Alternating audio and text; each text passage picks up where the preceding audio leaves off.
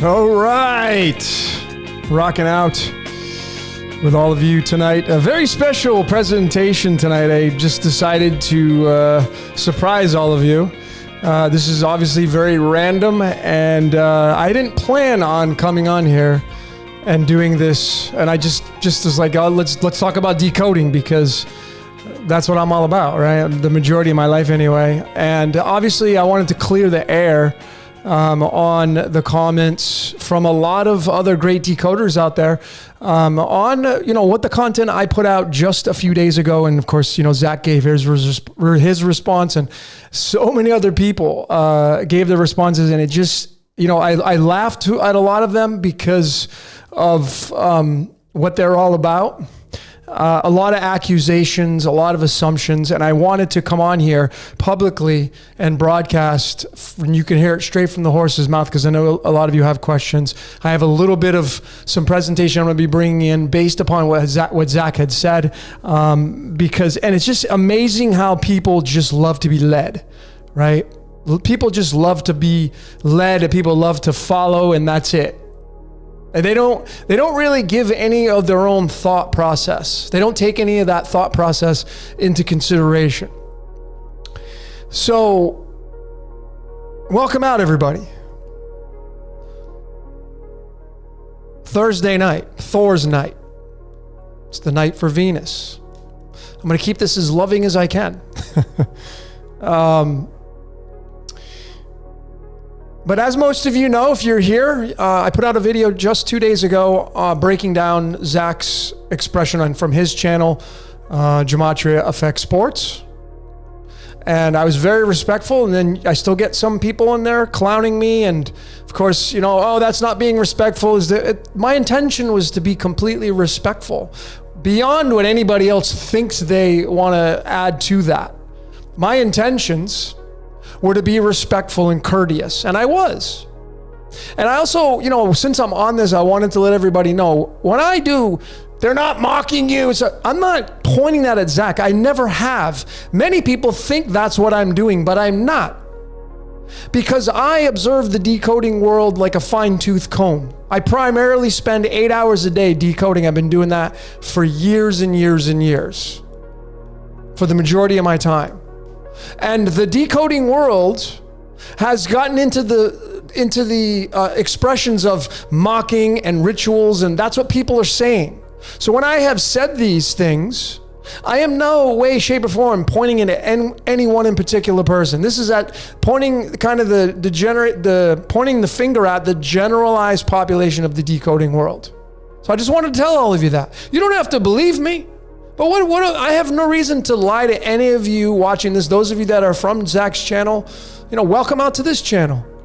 I have no reason to bullshit you. I am merely a decoder. Yes, I have a past. People are pulling up things on me. I got people I was an editor for this secret knock thing. I get people that are just going and trying to decode me now. That's what people do. Who's this guy? Let's try to knock him off course. When they don't even know who I am. And it's just funny because I just see a lot of followers. Nobody does their own decoding. They just assume that when somebody says something, that is the truth. And it just really makes me laugh. I had posed the question on the Decode on Zach's own book that he put out. And I was suggesting to people to use critical thinking. And yet I go into the comments, and that's exactly what people are not doing. And that's right in line with how the world is. Because the majority of the world are, if you want to call them asleep, you can call them that, using that as the descriptive model.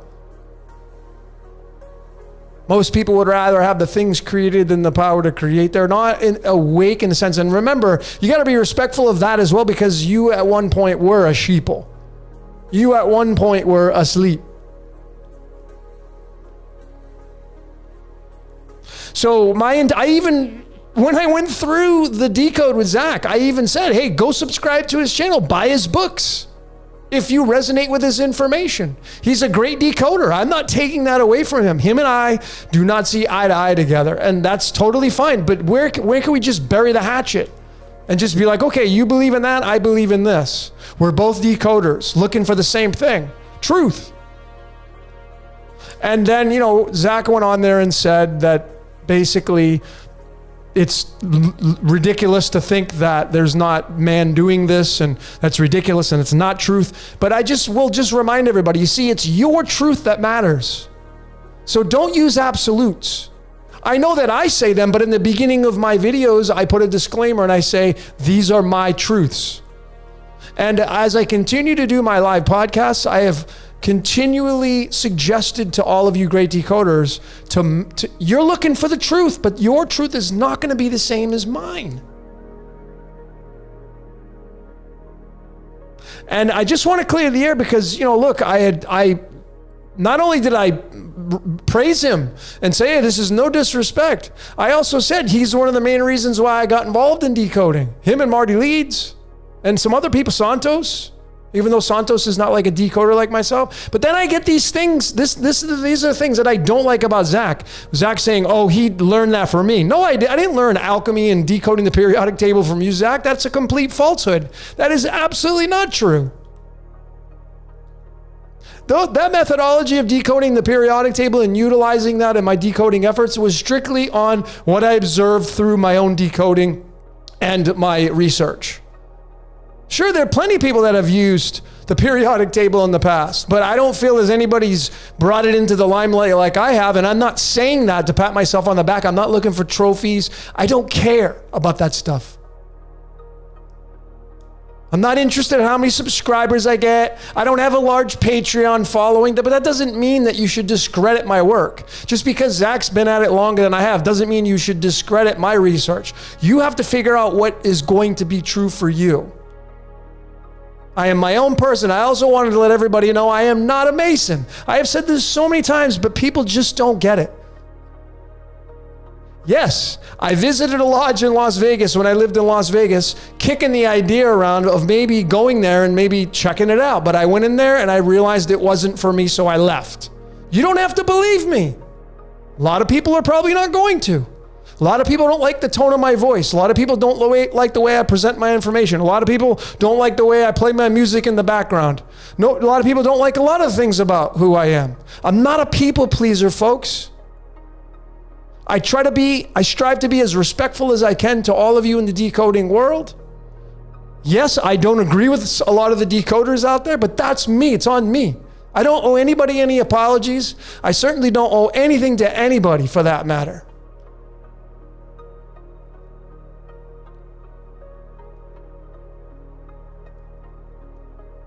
So I'm going to show all of you, like Zach came out with not his rebuttal, I guess. He played my entire video just the other day, and then he came on and he just went into how his birthday is tied to the number 89, showing the organic side of the code. And then he just says it's absolutely crazy to think that it's flat out wrong, or however you worded it, using absolutes, but that's his truth. If you resonate with Zach Hubbard's truth, then go find the truth in his channel. I guarantee you're not going to agree with everything that he says. That's why making the truth your own is the only way to go, folks. We may be creating our own fractals. You may be creating your own reality, and at the very end, when you die and leave this place, that's what you're going to go carry on with you. That's a very good possibility. But it's just insane the amount of non-thinkers there are in the decoding world. I'm not specifically pointing anybody's names out. I'm not even going to get into the comments. Go to Zach's channels, Gematria Effect Sports, Gematria Effect News number 24. Go watch the latest thing that he put out there and talked about it. He didn't even address, Zach, you didn't even address what I put out and showed in your book, the 263 tied to the 56 prime number, all those words. And people are like, oh, that's stupid. Or Zach doesn't use those methodologies. Well, that doesn't mean you should discredit them. That's just one little piece I found, plus tied to the 213, the 56. But do you know what the 56 means, decoders? Don't just tie it to the Jesuit order and call it a day and like, there it is. There's the 56. That's what it means. Do you realize that just using words, just typing in your little Gematrinator calculator, Derek's website, just typing in, when you use the 4 base ciphers, you can pretty much connect any word to any word. Let alone if you go and use 10 or 20 different ciphers.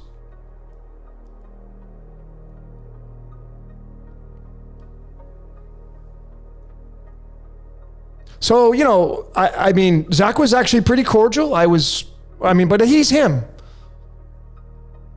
But then he has to then he's going to throw in his little, Logan is from Hollywood. And that's totally, I want to clear the air on that stuff. And people think I'm Joe Pesci's nephew. And that's what I'm saying is people don't use their own critical thinking. And I'm going to show you, using the code, the same methodology that Zach uses and a lot of you other decoders, of why he said Joe Pesci. Why Joe Pesci? Why did they pick that guy's name? I can tell all of you right now, straight up, I am not Joe Pesci's nephew. Okay, so now what? And I'm not from Hollywood. Yes, I did spend some years in Southern California. San Diego, Orange County, Los Angeles. Yes, I have been on some movie sets. Yes, I have been involved in some kind of Hollywood kind of stuff, but not at the level of what you people think I've been involved in. People just like to connect the dots and assume they think they know what's going on. They have no clue. And that's where we get into this division.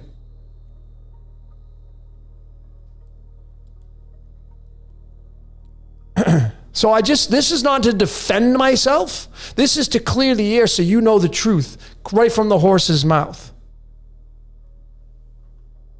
I'm not a Jesuit. I'm not a Mason. I don't belong to any lodges. I don't belong to any secret societies. I'm not from Hollywood. I'm actually born and raised in New England. I was a Red Sox fan, a Patriots fan, a Bruins fan, a Celtics fan. When I was asleep, when I didn't realize what sports is all about.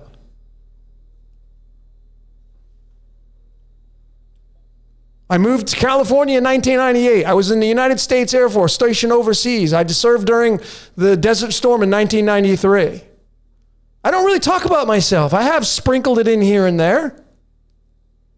But folks, I'm just a decoder. I'm just like Zach. Zach's like people think, like they have said, he's a shill, I'm a shill. Do you even know what the hell a shill means?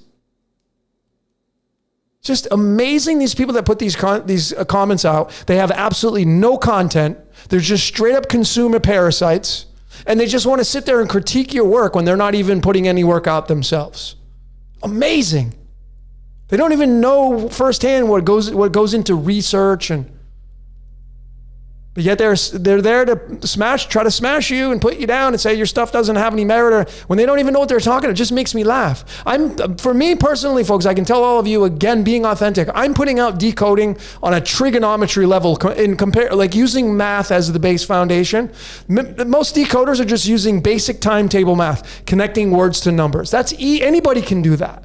I'm not poo-pooing on it because I started out doing that. But I'm at a trigonometry level now, where I'm using the cards and the tarot and the medicine deck and pi and phi and the golden ratio, sine and cosine waves, things that, guess who doesn't use those? Zach doesn't use any of that stuff, but that doesn't mean his research has no merit or you should discredit it. I have my own decoding methods. I have shown countless times through over 250 videos, mankind is being used. Yet a lot of people won't tolerate that because they just find the patterns in the movies and the music and the sports, and then they're just quickly going to point out. And again, if you want to go inside with Zach's beliefs, then go do that. Like I said, I'm at a point now where I don't need to defend myself. I'm just like, you do what you got to do. Someone had posed a question like about becoming awake and then using and Zach even said this. The Jesuits and the Masons, they all know they use the code to their advantage, and they start coding. And you know what I would say to that is, You see, when you're being used by the code, as I have shown, even myself personally, I've studied myself under a microscope going all the way back to my childhood, and I've proven to myself that I have been being used since I was a kid. And I didn't know it. But now I do know it. And now I look at my life and the patterns are still the same. I'm still seeing the same outcomes, except they're getting more dialed in because I'm observing them. But do you just escape the clutches of the code when you become conscious of it and say, oh, okay, let's do it on this date, and let's do it with these symbols and these numbers, and let's do it on this calendar, and we're going to do it against this, and it's a prime number and the golden ratio, and folks, there's so many moving parts to this. And even if you become conscious of the code, like a lot of you do, and a lot of you are right now, you're still being used, but you don't escape the clutches of the code because you become conscious of it.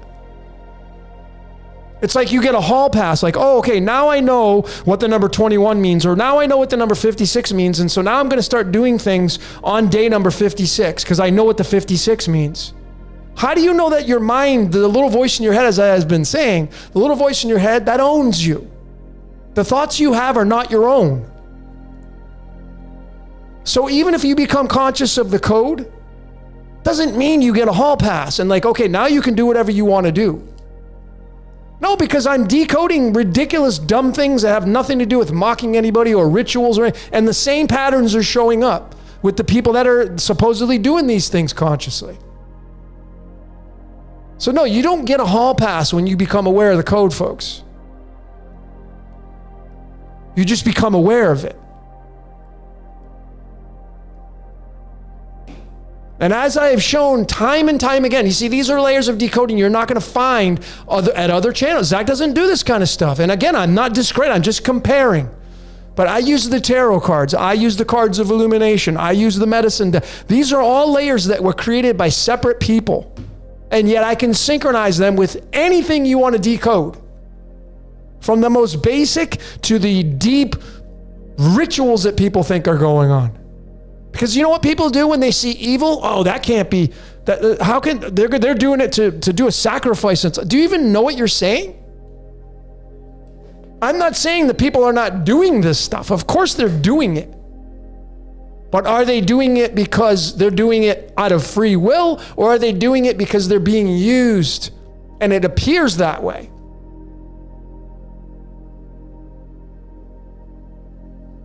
I mean, if you go over to, my other support is you go over to Jordan over at Waters Above Crypto if you're a fan of cryptocurrency.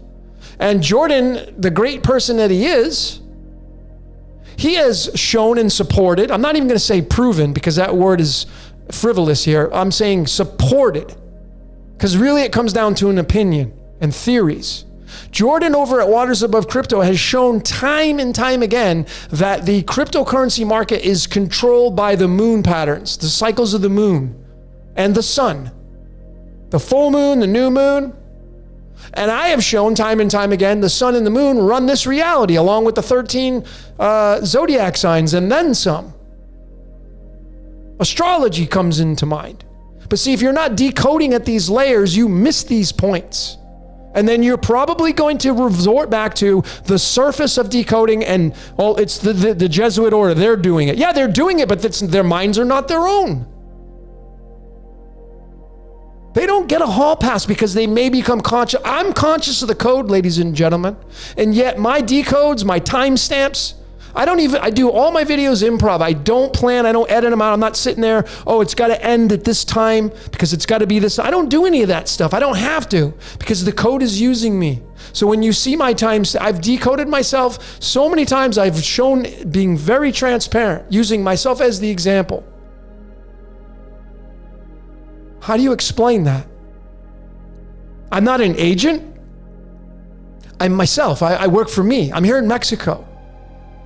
Experiencing life, having a fun time in life. And it's just like Jordan over at Waters Above Crypto has shown the moon patterns are controlling cryptocurrency. I can tell you right now, the stock market is being run by the sun and the moon.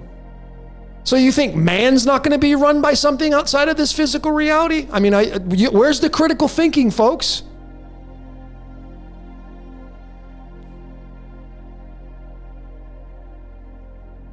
I'm not in this decoding game to become a superstar and to make millions of dollars. That wasn't the reason why I came into this decoding world. It wasn't to get publicity. It wasn't to get subscribers. It was to show you the research that I had, because instinctively, that's exactly what the voice in my head was telling me to do. So I just felt natural to do it. And that's what you're seeing.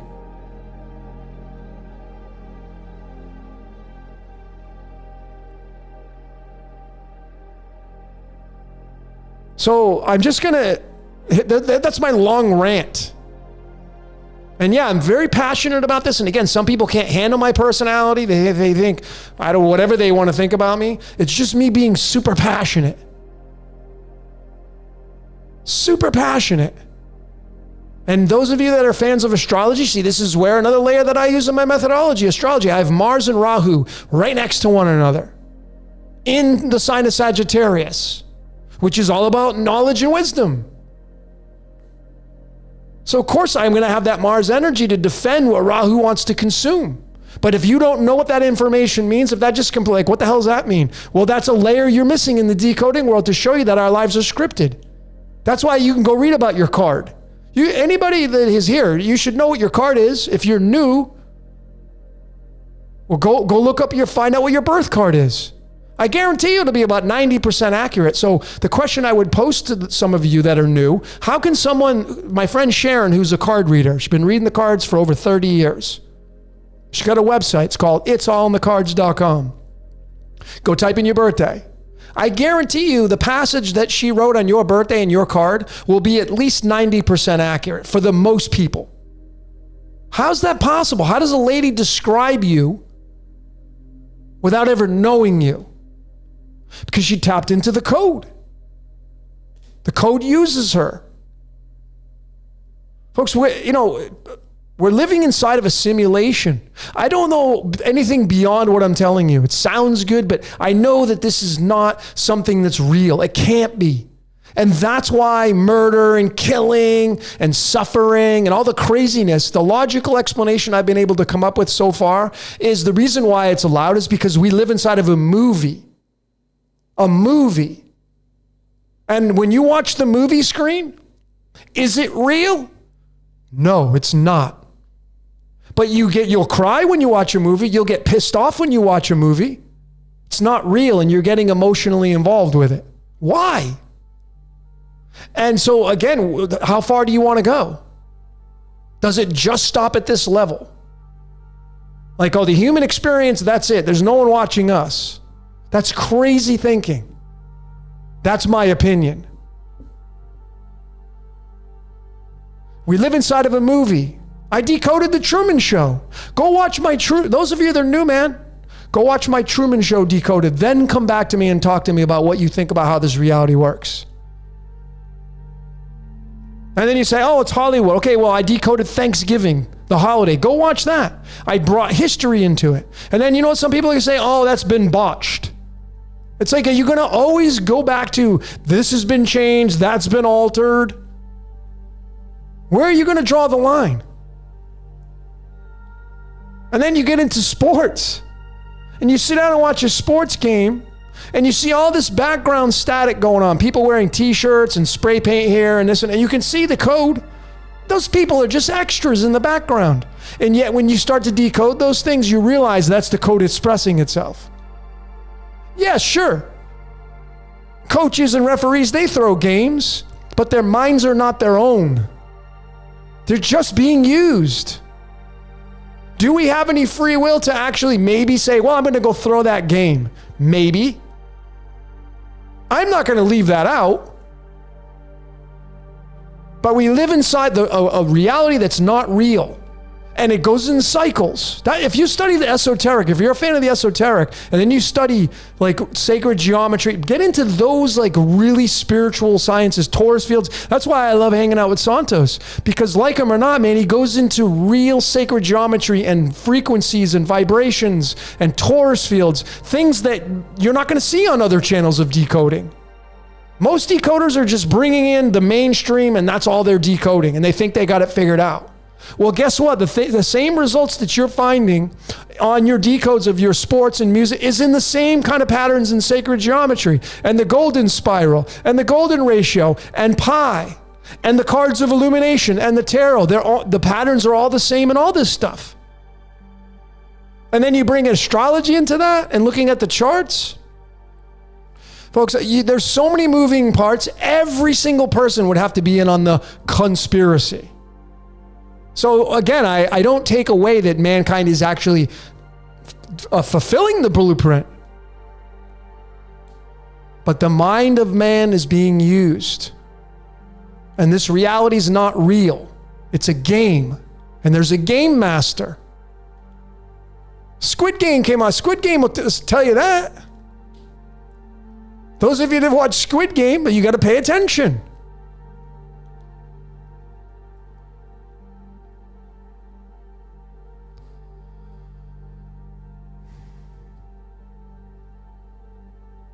So let me just really quickly, I'm going to show all of you, like, I thought this was funny. And Zach, I hope you're paying attention. And I want to hear what you got to say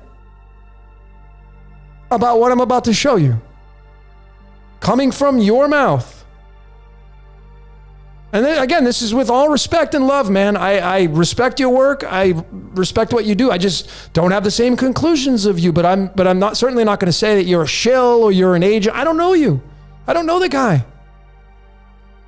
I just know he's a content creator. He does great work. But at the end of the day, we don't agree. And that's it. That's what I chalk it up to. Like I said, I mean, Henry Ford wasn't out there trying to beat up the guy from Chevrolet or the guy from Toyota, they weren't around back then, but Henry Ford wasn't out there trying to beat up the other guys from the other car companies. They're just car manufacturers. Okay, you don't like Chevy? Great. Go do your brand. They're both cars. But let me show you why. Why did Zach say I was Joe Pesci's nephew? See, I pay attention to all this. But you know what people say? Oh, yeah, Logan's Joe Pesci's. I get, people asking me. No, I'm not Joe Pesci's nephew. Why did Zach use him? I'm going to show you why with decoding. Let's show all of you.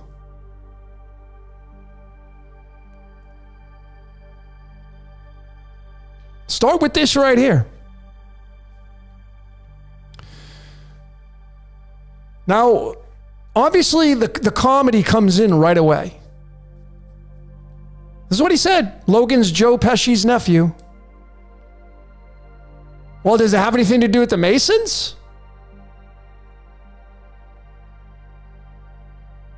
Well, the G inside that square and compass, and I don't know anybody else really using the Francis. There's a lot of decoders out. Zach, are you using the Francis Bacon cipher? Do you know how to use it? I don't see him using it. I don't even see him using the Chaldean.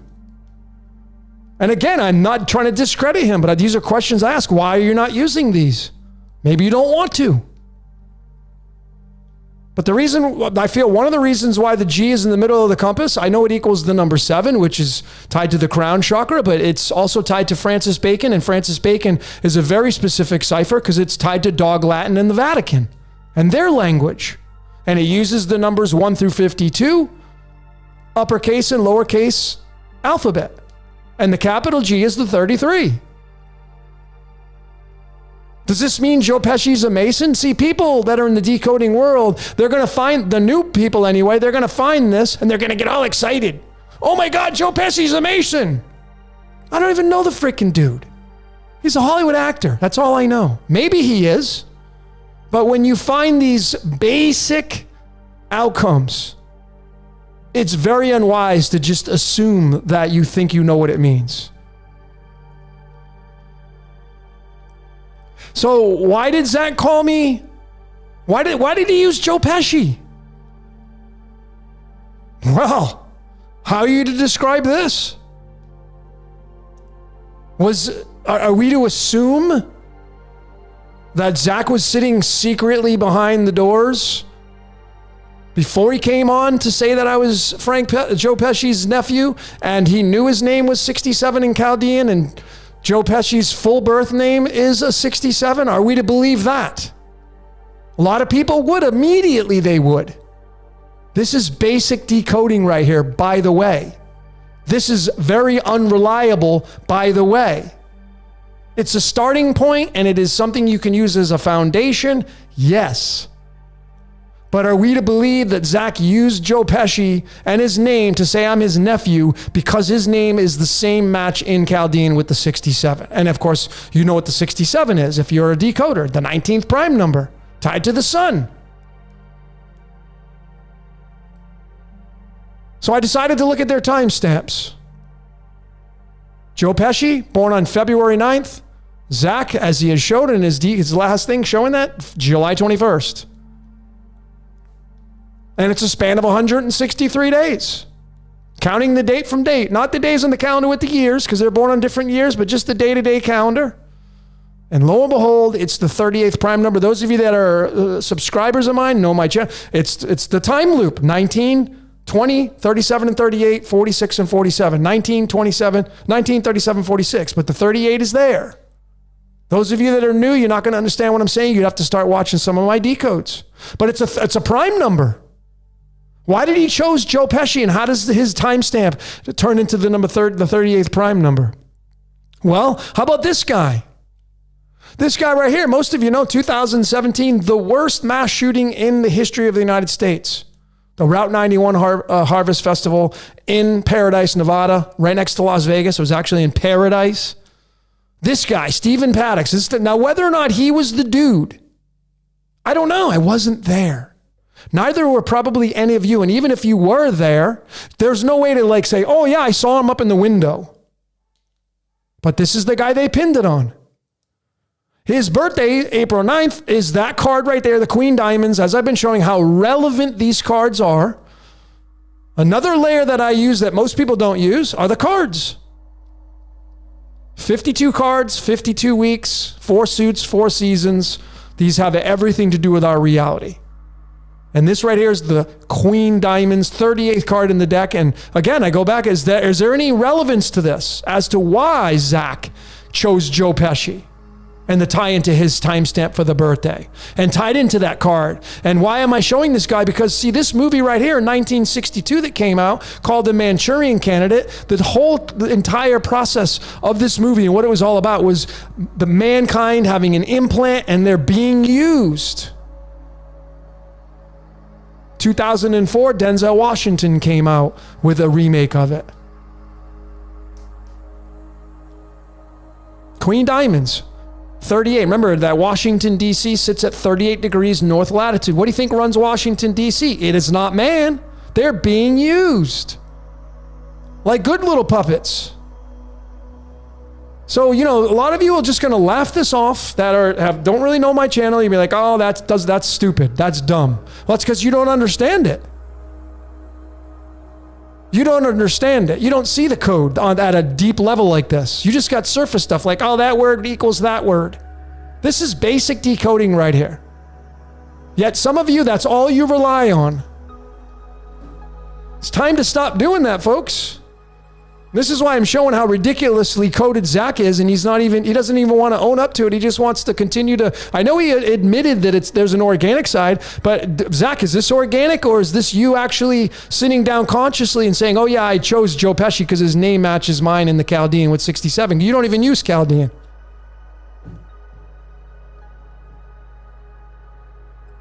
And then that 38.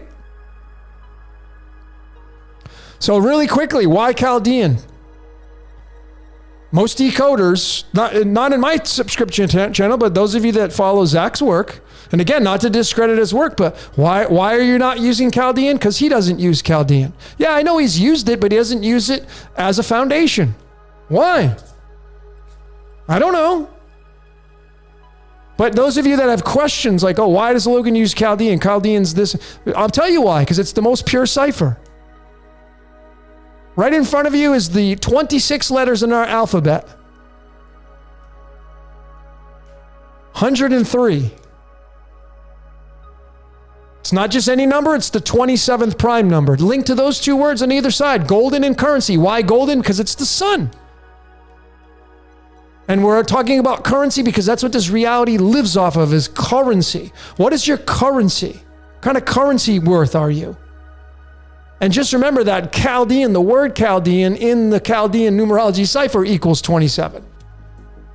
That's how pure this cipher is. And the reason why it's so pure, it's not only the oldest known numerology cipher on the planet, but it works off of phonetics. Go study this numerology cipher. I'm not saying the Pythagorean is irrelevant. It has its own decoding efforts to it. The 1 through 9. You can use that one. But our alphabet goes off of 1 through 26. 2 plus 6 equals 8. This one goes off of 1 through 8. And the reason why this one's so powerful, again, is because of what I just showed you with the alphabet. It's tied to the sun. 19 is the 8th prime number. 19th card is the sun card. Notice just to the right here, this is the sun's pattern that it makes as it moves across the world. It forms what's called an analemma, which is this picture right here is the sun's pattern making that figure 8. That's why the 19th card is the sun card, because it's the 8th prime number. And this is what Chaldean uses, the numbers 1 through 8. So if you're just not buying into what I'm saying, this is my support. And it runs the stock market. Stock is 19, market is 18, and lo and behold, there are the two cards in the tarot. Whether you use them or not, that's irrelevant. Sun and moon are the 18th and 19th cards, and that is what runs the stock market. It runs cryptocurrency, it runs movies, it runs sports. If you want to point the finger, if you want to give credit, these two major things in the cosmology of our world have a lot to say in what you're probably not paying any attention to. And lastly, to finish this up before I come back on live and start looking at some of your comments, right here is, to me, is absolute ironclad support for what I'm saying right here. And remember, folks, I am not sitting there using the 4 base ciphers. You see, when you use 4 base ciphers, it increases your chances of connecting words. Just use one. And you'll notice on this page, I'm just using the Chaldean. So this group right here, 20. This group right here, both 20. This word right here, 20. This word right here, 20. We're in duality. That's why they have the black and white checkerboard. See, that's becoming conscious of the code. Like, okay, yeah, we live in duality and it's black and white. That's why chess has the white and the black side. It's your duality. It's your spirit and your ego. And these people are being used just like we are. To what level, I don't know. But they're pawns. We're pawns. That's what I mean. We're playing the game of chess. And the game's got a master. And the master's 19, chess is 19, and you go right back, what's the 19th card in the tarot? There's your answer. Without this thing rising, what do you think's going to happen to life on earth, folks? Why do you think that the Egyptians revered the god Ra so much? What do you think the Yod He Vah He is in the Bible, the ancient Israelite God of the Bible? What do you think that is? It's all the same thing, just packaged differently. And this is a large portion of what runs our reality. It's not man running it.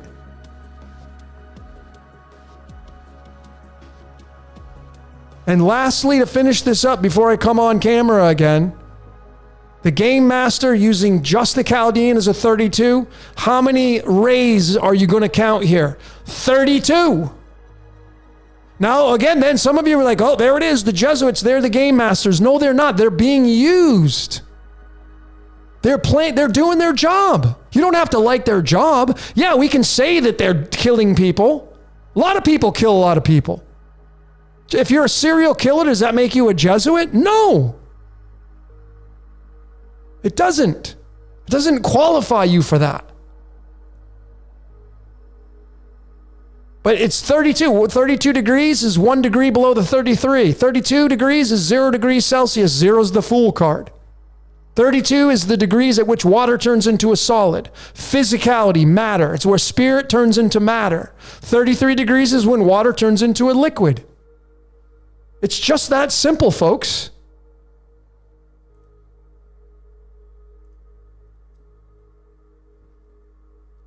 It's just that simple.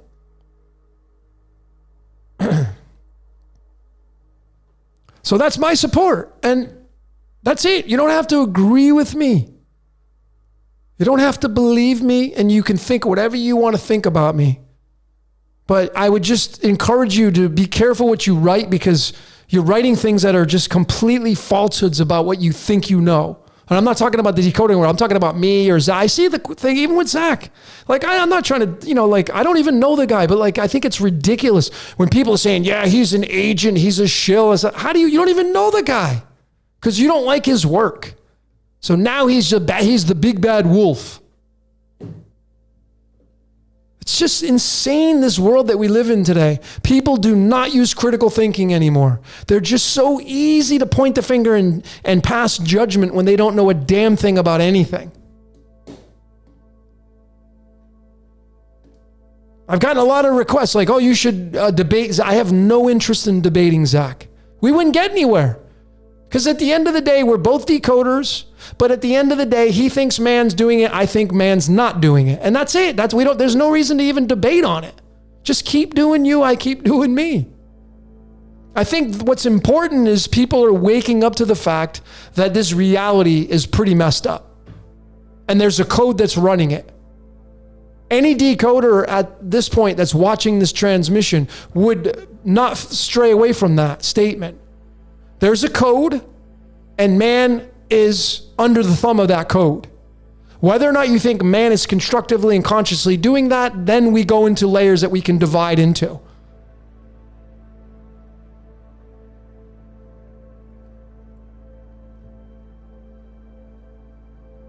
But, I mean, see some of your comments, Zach is this, Zach is that. If you don't like Zach, a lot of people don't like me. I don't care.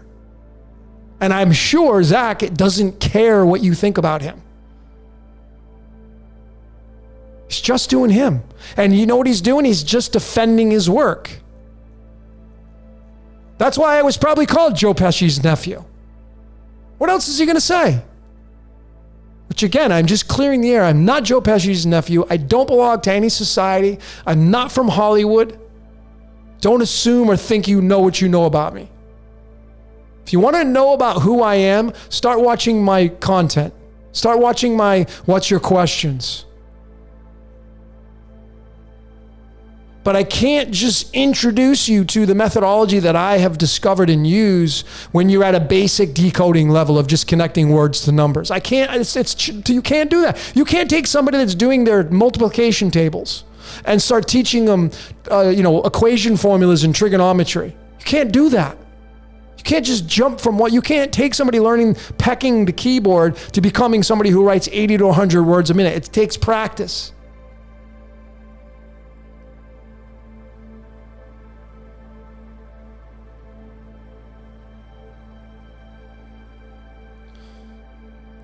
So that's what I wanted to come on here and say to all of you, just to make it perfectly clear of what I'm all about and what is true, what's not true. These rumors going around, which are absolutely ridiculous. Now you've heard it from the horse's mouth. Now what? Now what do we do?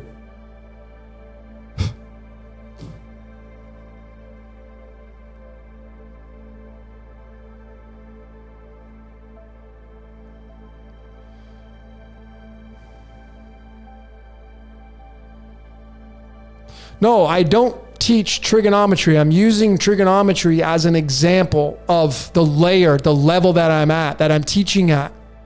The machinations, the moving parts that I'm using versus someone who's just typing in the words into the 4-base ciphers and coming up with their outcomes and connecting the dots. So you can't just rely on that, folks. The more layers you connect, the more you're going to see that something is ruling over us through a code. It's not mankind. It's just not.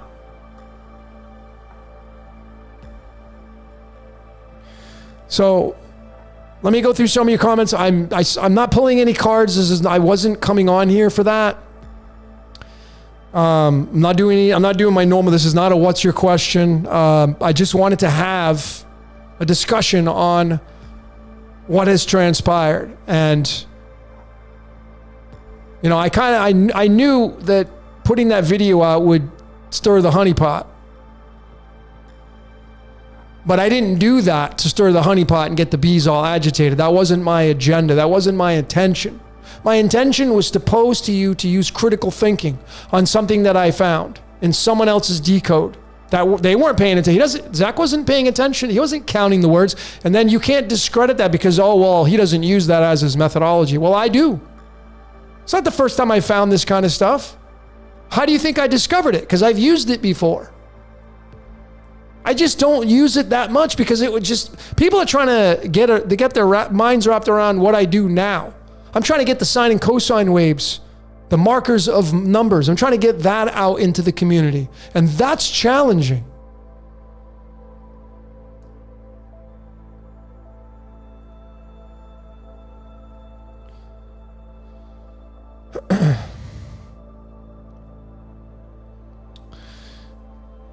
So let's go into some of your comments. Let's talk about decoding. Let's talk about decoding.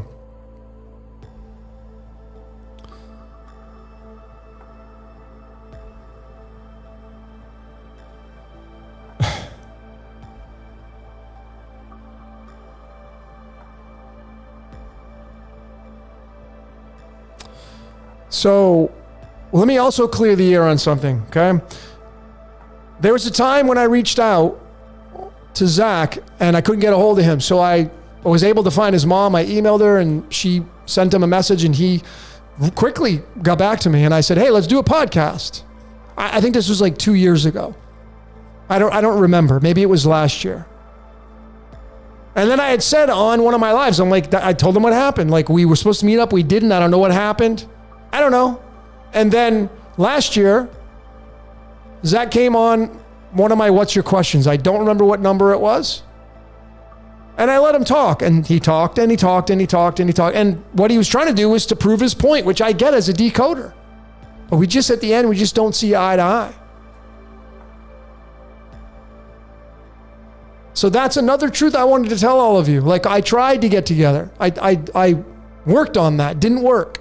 And now, like I said, I'm at a point now in my decoding research. I'm not here to debate with anybody.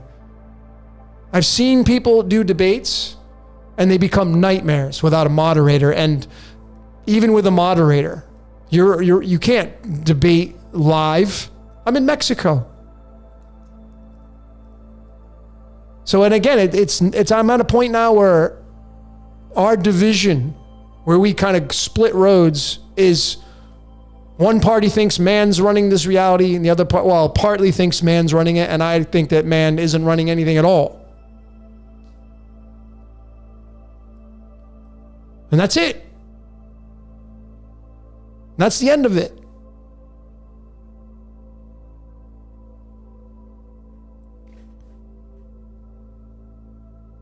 So no matter what people think, like you can try to show me anything and everything under the sun of, you know, what you were going to call rituals and this and that. And number one, they're not even real. I know real people die, but they're not real.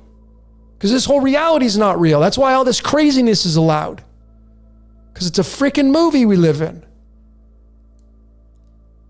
But you can show me anything under the sun of what you found. Many people send me a lot of emails. Like, this is what I found, this decoded. But plenty of it. But then I'm going to go right back to their minds are not their own. And maybe when you wake up to the code and you consciously can see it, then you become like, oh, well, now I'm not being used anymore. Now I get a hall pass. No way.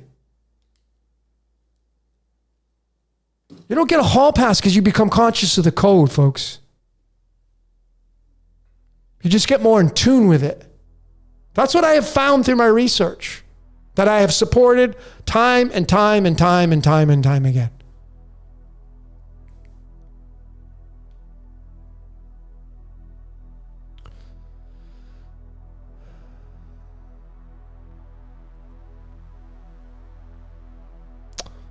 Also, Zach's in the chat. What's up, Zach? I don't know where he's at. So, but again, it's going to be a waste because this mode of communicating, what you have to use with typing, it sucks. And I'm not a fan of it because there's no emotion behind it. And, you could say whatever you want in a text and then you read it and be like, oh, okay. But, to get your point across, it's very challenging.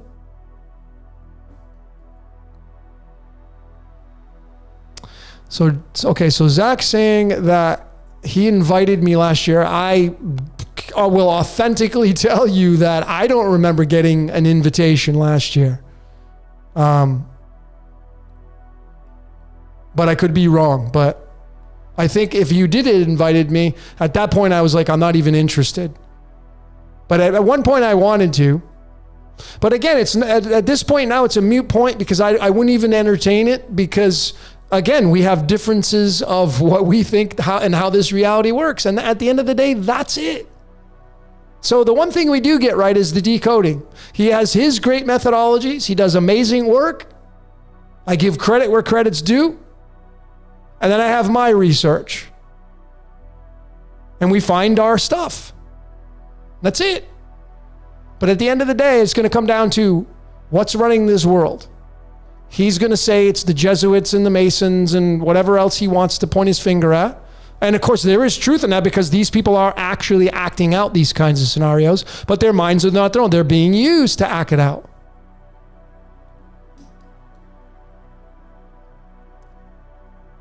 So that's all I got to say about that. It's really not worth it. I just wanted to come on here and make some disclaimers, show you guys why Zach decided to say I was Joe Pesci's nephew, and then throw it right back. It's like, okay, Zach, you're here. So why did you use Joe Pesci as the name? Because it's 33. Does that make you a Mason? That's ludicrous thinking. People that automatically say, oh, there's the 33. I have this joke going around about those sneaky Masons. The word mountain equals 33. Does that mean the Masons, created mountains?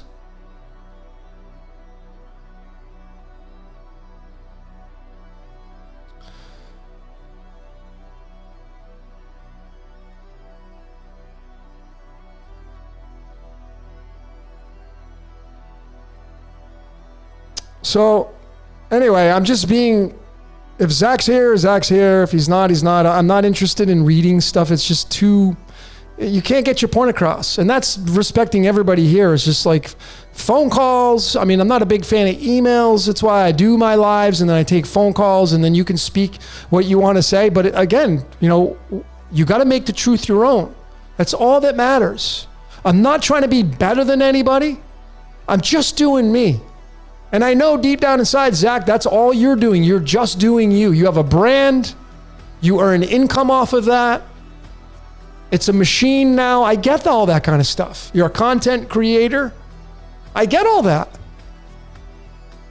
But I'm certainly not going to be in the zone of my daddy can beat up your daddy. I'm right, you're wrong. Like we both think we're right. And I'm just kind of leveling the playing field. That's it. I will just kind of let you do you and I'm going to continue to do me.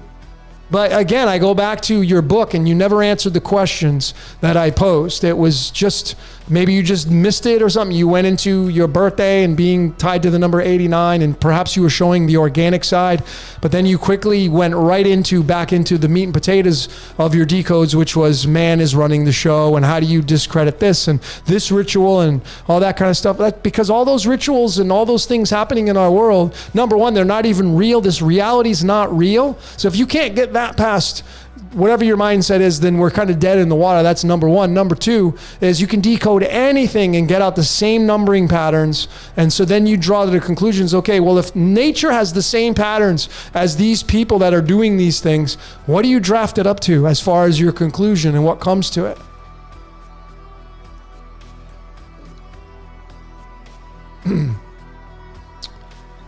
That's all. That's it.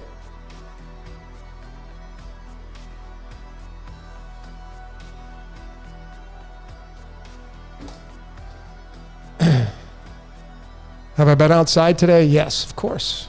As much as I possibly can. So here's a comment. Zach believes in Ball Earth. Enough said. Well, that doesn't mean if you don't agree, if you're a flat earther and he's not, you don't just sit there and look at him and say, that guy's a shill. You don't discredit somebody's work because they don't believe in the same things that you do. Someone is a baller. If someone believes in the globe model, that doesn't mean everything in their life is falsehoods. Just go do you, folks. This division, man, is crazy. I'm not in a competition with anybody. I didn't come on here to compete with Zach. I just wanted to come on here to clear the air because there was been some accusations that are, and I wanted to give you from the horse's mouth the accurate renditions of my life, not some watered down, stupid stuff.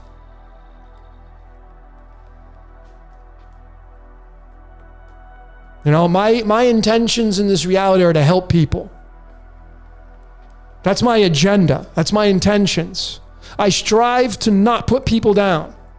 I strive to not call people names. But that doesn't mean that I'm above anybody. That's just my style.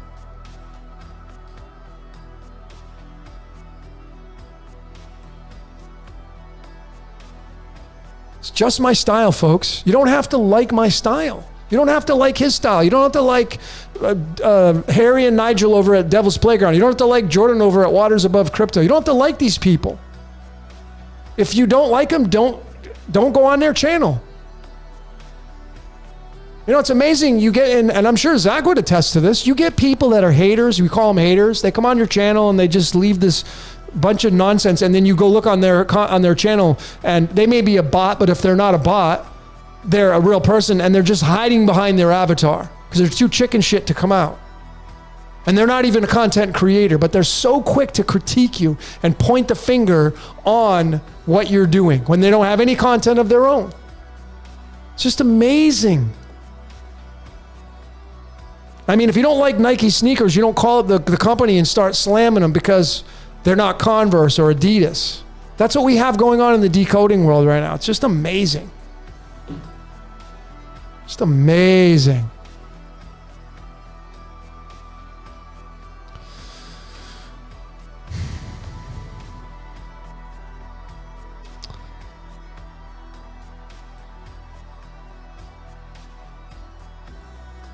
So I guess I said my piece. I guess I said what I wanted to say as what was on my mind.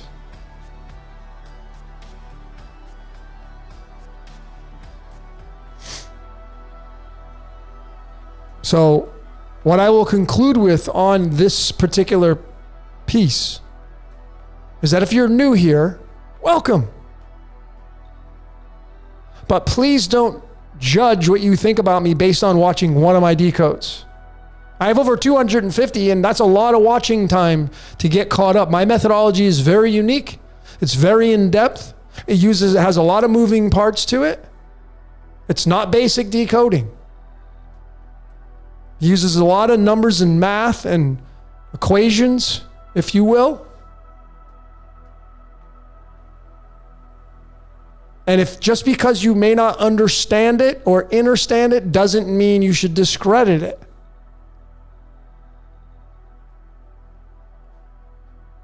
I mean, it's very tough I used to put out decodes and I would put, the methodology of my decoding. And it's like, I can't do that with every video. Or I shouldn't say I can't. I choose not to. It's kind of like, going and putting on a show on Netflix and just going right to the last 2 episodes of a 13-episode season. You're not going to get the entire show because you didn't watch episode 1 through 10 or 1 through 11. You can't just watch episode 12 and 13 and be like, okay, now I know what's going on. You're not going to know what's going on. So it's very challenging for a newbie that has never come on my channel to come on and look at the methodology and the layers I use and figure it out. And that's where I'm getting these people like, oh, I'm an idiot. I'm a shill. I'm this, I'm that. That's what they end up linking me towards because they can't figure it out. It's not my problem. Not my problem.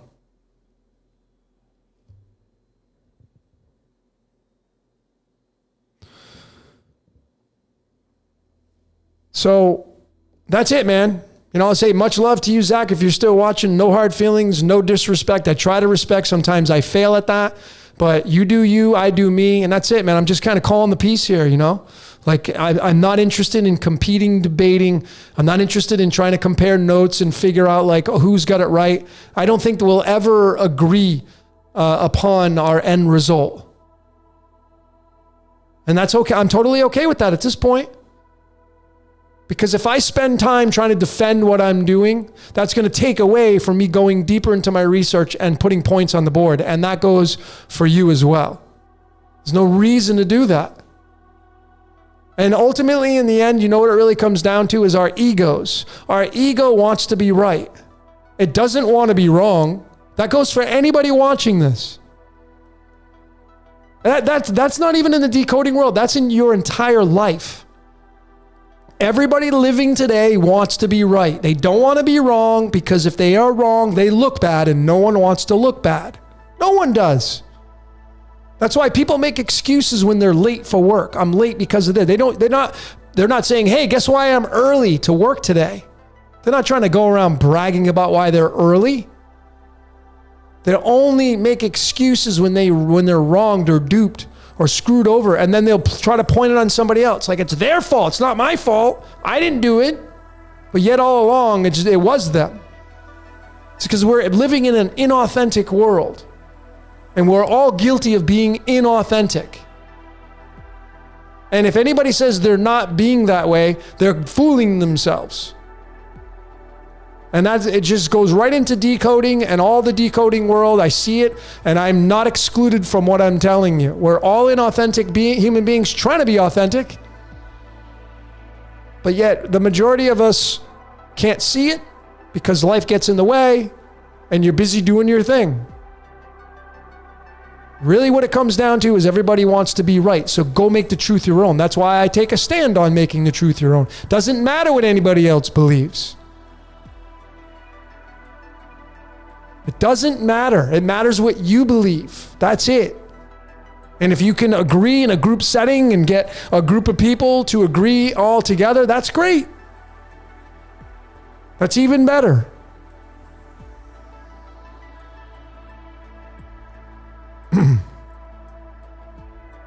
That's right, Fleece. That's a great point. Why are we trying to look good? Well, the next time you go to the dentist and you have a dentist appointment at 2 p.m., what's the last thing you're going to do before you leave the house? You're going to brush your teeth. You didn't do that yesterday after you had that salad for lunch. Why do you brush your teeth before you go to the dentist? Because you don't want to sit in the dentist chair, open up your mouth, and he's like, damn, do you even brush? That's because you don't want to look bad. That's why. That's a perfect example. I've mentioned that many times. Thanks for the reminder.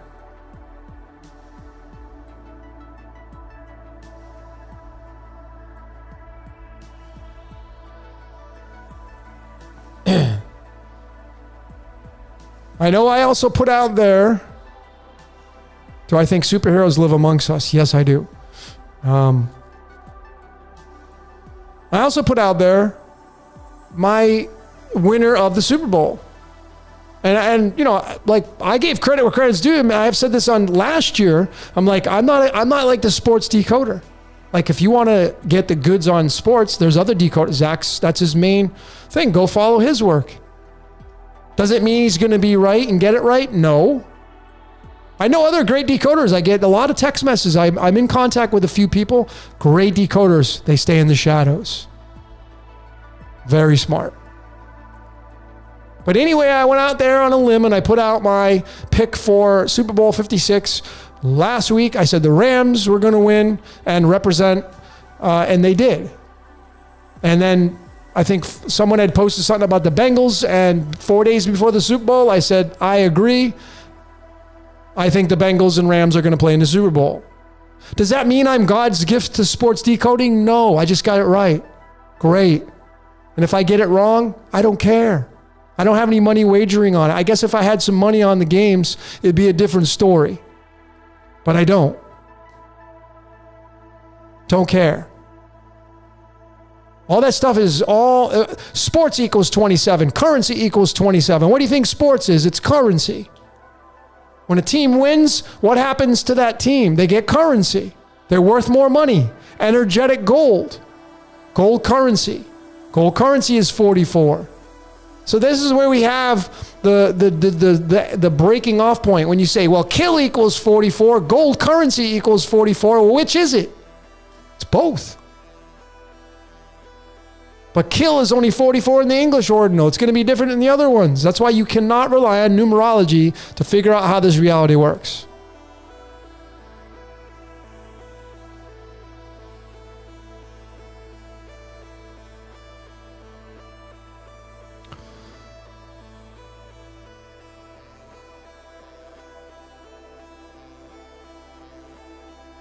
Zach wants to have a discussion.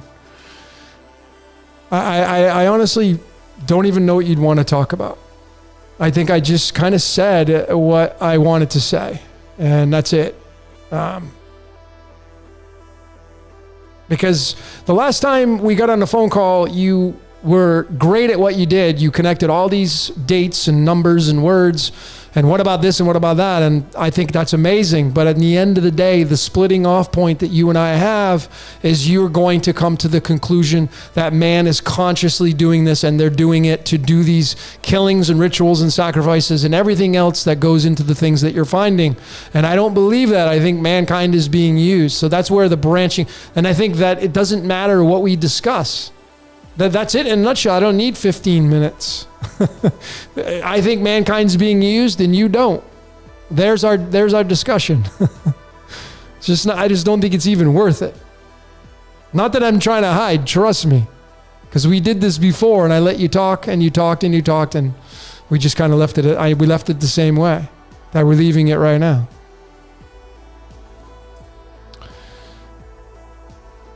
If people are being controlled, do they think they're aware of it? I do. I'm being controlled. I'm aware of it. Okay, so now what? I have purposely not looked at dates, purposely looked at not editing my videos at specific timestamps, purposely not done a lot of things, and yet I see the pattern showing up in my life. What do I chalk that up to? Some super quantum computer that's working in CERN that's operating my life? That's what some people believe. I've never seen this computer. It's a great theory. Someone had just posted something on the SWS, the thing at Purdue. It's called the, I know it's just the SWS. And that's running this reality. Never seen it. I know I'm not saying it doesn't exist, but they're not, I mean, does that mean they're running my life? They're running our thoughts? Is that even possible? Now, I'm totally open, folks, to eating my words if I can find the proof behind this SWS. And if somebody were to show me how the machinations of it works, I would eat my words. I would. I'm man enough to do that. No problem. Admitting I'm wrong. But I doubt it'll ever happen. What I have done and encouraged all of you is to decode yourself. Figure out what the hell you're doing here. What's your purpose? What is your blueprint? And when you start to do that, you start to tap into the code, your true code. And you get dialed in tighter and tighter and tighter. And perhaps the free will that we have is to do that kind of situation. Perhaps we are to dial ourselves into the code. To become that pawn that marches down the board and becomes a queen. Or whatever piece you want. And you level up. But if you look at this world and all the suffering and the craziness that goes on, and you blame it on the devil, that's to me, I don't wrap my mind around that anymore. I've posed this so many times to so many of you that have children and your parents. If your child was suffering, and you got that phone call from your child, and your child was begging you for help, what would you do? Well, if you're a good person, you would do immediately whatever it took to get your child out of harm's way. And you're not even a perfect human being. Yet, if you follow religion, religion's going to tell you that it's allowed because of God trying to prove to the devil that man can't rule man. So we have to all go through all this suffering. That story is crazy thinking, in my opinion. The more logical explanation is that we live in a cyclical simulation. It goes from pureness, like a baby, and then it ends at a senior citizen, ready to die. And as it moves through its lifespan, it gives off currency, energy. The Greeks talked about this. It's called ambrosia. We are food for the gods. I have shown countless times we live inside of a battery. That battery is charged by our emotions. Without our emotions, there is no life, simulation. There's no battery. And when the world starts off as a brand new game, it's in the golden age, as many of the ancient texts talks about. As you move through time, time is Satan. That's why in the Chaldean only, the word time equals the same number as Satan. It's the same number that equals God. So the time God is Satan. And what does time do to all of us? It kills you. As you move through every day and you eat, you poison the body and you breathe the air and you're poisoning yourself and you're taking in whatever other poisons, poisoning our minds, beating up our bodies. Time makes you decay. That's what Satan is. And the sun has a lot to do with it. Satan in the English ordinal is 55, and the word son in Hebrew is 55. What do you think the sun is? It's the devil. And time is also the devil. Time is going to eventually take each and every one of our lives from this reality. And it's not real. This reality is not real. I know some of you can't tolerate these notions, what I'm telling you. You're not going to tolerate them. You're going to be like, Logan is crazy. Maybe you're just not ready to hear it. Maybe you never will be ready to hear it.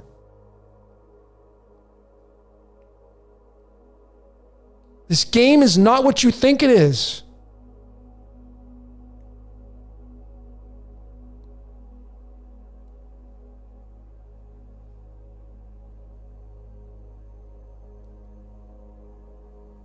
I mean, you know, I'll tell you, I was just out. I was down in Tulum. I'm in Mexico. I went down to Tulum with some friends, which is a huge, like, spiritual hotspot, which is a joke. But anyway, that's my opinion on that area. But anyway, when I was there and we were eating, it seems like these, especially here in Mexico, is that these areas are now, they're not using paper menus. They're not using paper menus. They're all moving towards scanning the barcode and pulling it up on your phone to figure out what's on the menu and what you're going to order. Think about what I'm telling you using critical thinking. You're getting away from physical reality with a paper menu and you're moving to a digital reality with scanning a barcode. When you use critical thinking, what is that telling you for the forecast of our reality? I'm just going to leave it up to you to think about that using critical thinking. Virtual reality with the glasses, it's become, you just block out the outside world. We are not running the forecasting of this world. It is something beyond this reality that is creating the energies for mankind to move towards that.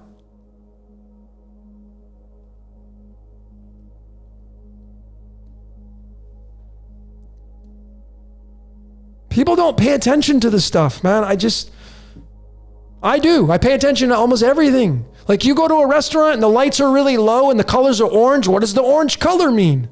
When the sun sets and it goes from yellow to orange to red. Do you ever pay attention to that? What does that mean? Why does nature do that?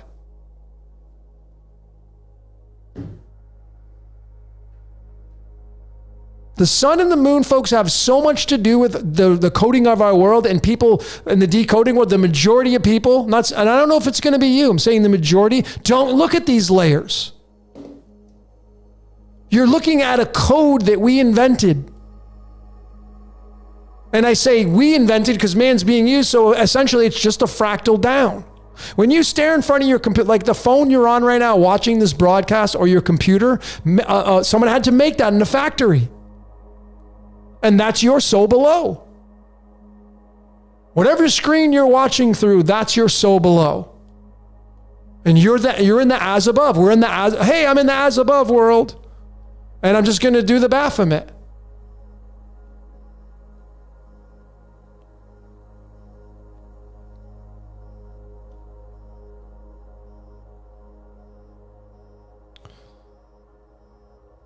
So, I'm seeing some of these comments, maritime law and all that. Yeah, lost at sea. And yeah, because that's exactly why it's being used.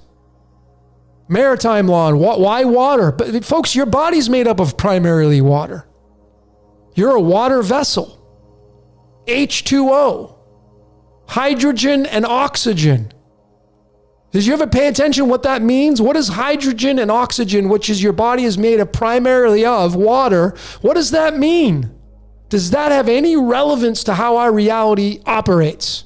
You bet your bottom dollar it does.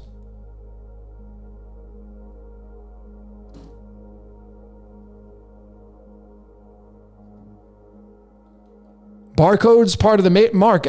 Folks, we may be moving towards that, and that's just the end of it. I'm not a guy who sits on a round table with transhumanists telling you this story. Okay, I don't belong to any societies. I'm just a deep critical thinker. And the handwriting, as they say, is on the wall of where we're going and where the decoding world is going. I mean, if you take away Derek's website, gematrinator.com, I'm creating my own, by the way. Working on it. It's going to come out. It's going to be different. But if you use Derek's Gematrinator, most of you do. You're relying on something that if that goes down, what are you going to do? You're going to go back to pen and paper? You're going to go back to writing everything down and just doing it by hand? You know how long that's going to take? It's going to suck up a large portion of your day. So we don't have to do that right now. We can just go onto Gematrinator, type in any word, and bam, on your phone, everything's speeding up, not slowing down. Everything is speeding up because we're coming to the climax, whatever that looks like.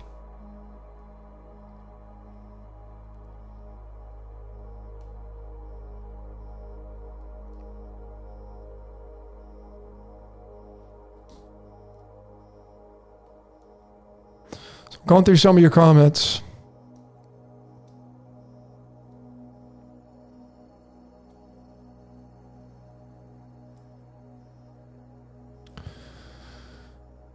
People think that a lot of decoders think we're stuck inside of a trap. You get the Prism. Katy Perry had that album come out called Prism. It's where her song Roar came off of. That song was freaking huge. And it was her taming the tiger.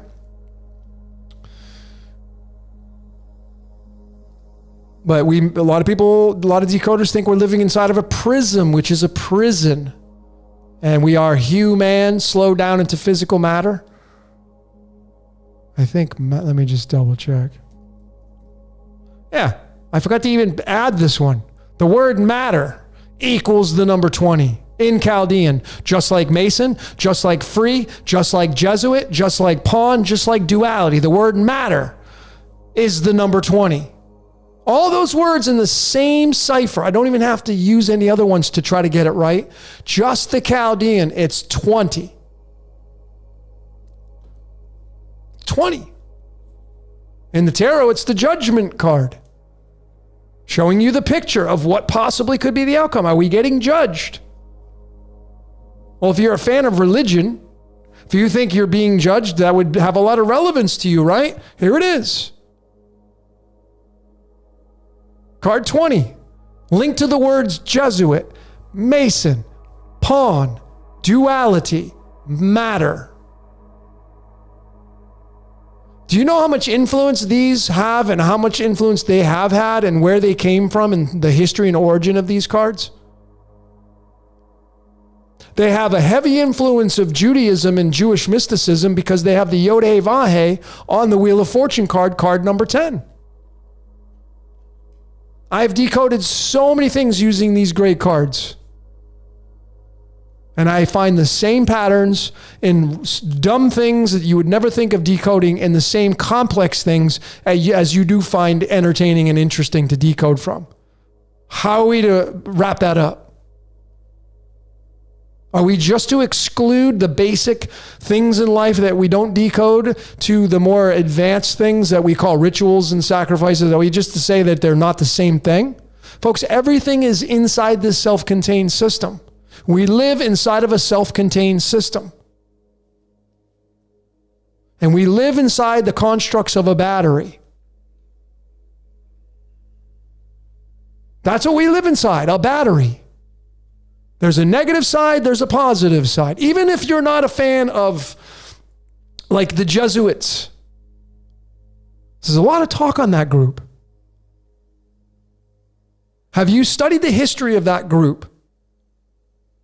If you have not studied the history of that group, I am going to encourage you to go do so.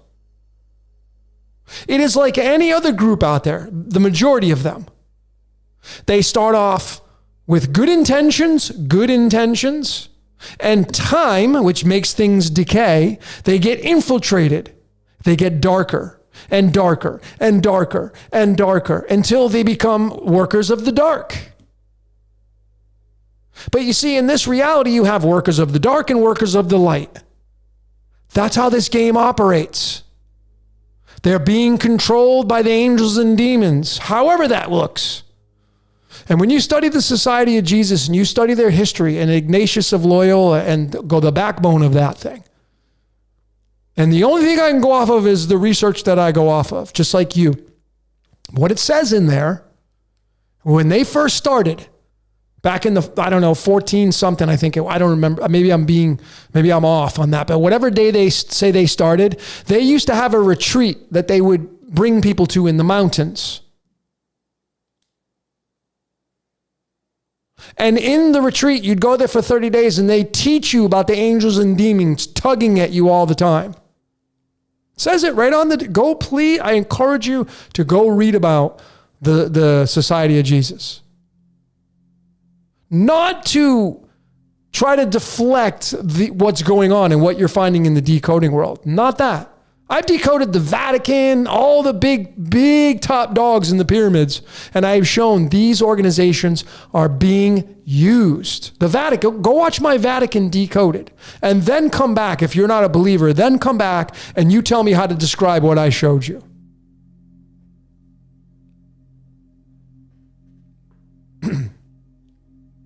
But the Society of Jesus, back when they started, according to the text I've read and the history of that group, they were talking about bringing you to a retreat, becoming a master of your domain, because there's a tug at you with the spiritual sense of the light and the dark, the angels and demons. And you got to remember, 144, the 144,000, when you cut that in half, you get 72. So you get to the 72 angels and demons. And that story has merit with perhaps what's running this reality. I don't know. Can't see anything like that. At least I haven't.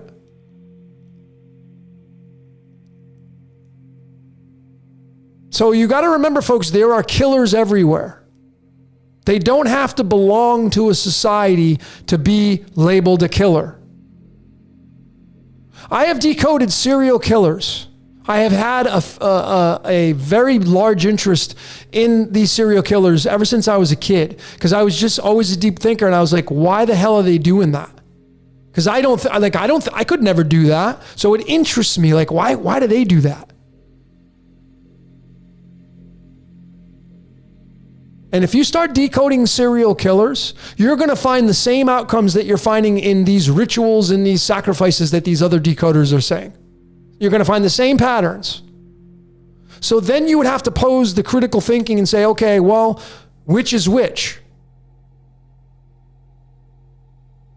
And where would he go from here? The results are going to come back the same, and the only logical thinking, critical thinking here is that mankind is not running the show. They're just not.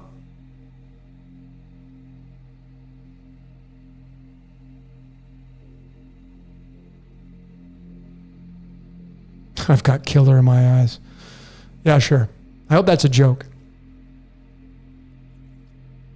I'm a Libra rising in the Vedic astrology, man. I'm I'm all about justice. I'm all about the triumph of humanity and, going back to the golden age, which is what I'm a fan of, to end suffering, to get out of this crazy loony bin that we're in. That's what I'm after. But I've realized through the decoding that I've done through this decade almost of how long I've been doing it. And before I was heavily involved in entrepreneurship, personal development. Yeah, I've been in LA and I've been around celebrities and all, but big deal. What I've come to is when you're in that realm of reality, you're distracted. If you want to go play the game in the Matrix, you got to kind of let go. You got to kind of let go. And it's easy to get lost because when you start to get out of being, like I've been in hermit mode for a very long time now. I spend a lot of time alone, probably too much in the eyes of somebody who's like, hey, you should be a little bit more social and be a little more extrovert. I've been deeply introvert for years now by myself. And then when I go out into the extrovert world and I'm able to observe, I can see things obviously at a much more detailed layer because I haven't been in it. So I haven't conformed to it. That's the one killer in all of our lives is conformity. That's what makes us have mistakes, if you want to call them that. So when you let your guard down, so when you get into your rituals of going out and doing your things, like I'm going to go here, I got my patterns, and you conform to that, and you just kind of let go a little bit. You don't pay attention to as much. That's why change is really good. That's why disruption is really good. Because it makes you step back and take a look at things from a different observational, different vantage point.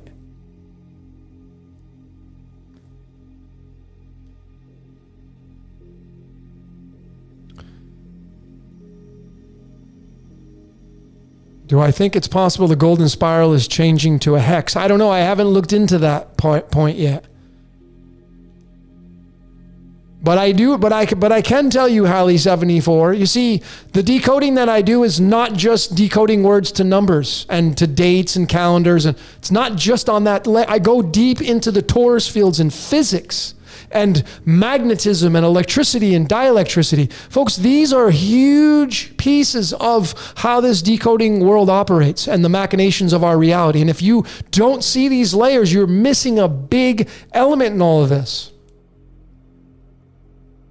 That's why I love hanging out with Santos, and I'm grateful to be a part of the Syncretism Society. I don't even spend a lot of time over there doing it because they're doing their thing, I'm doing mine.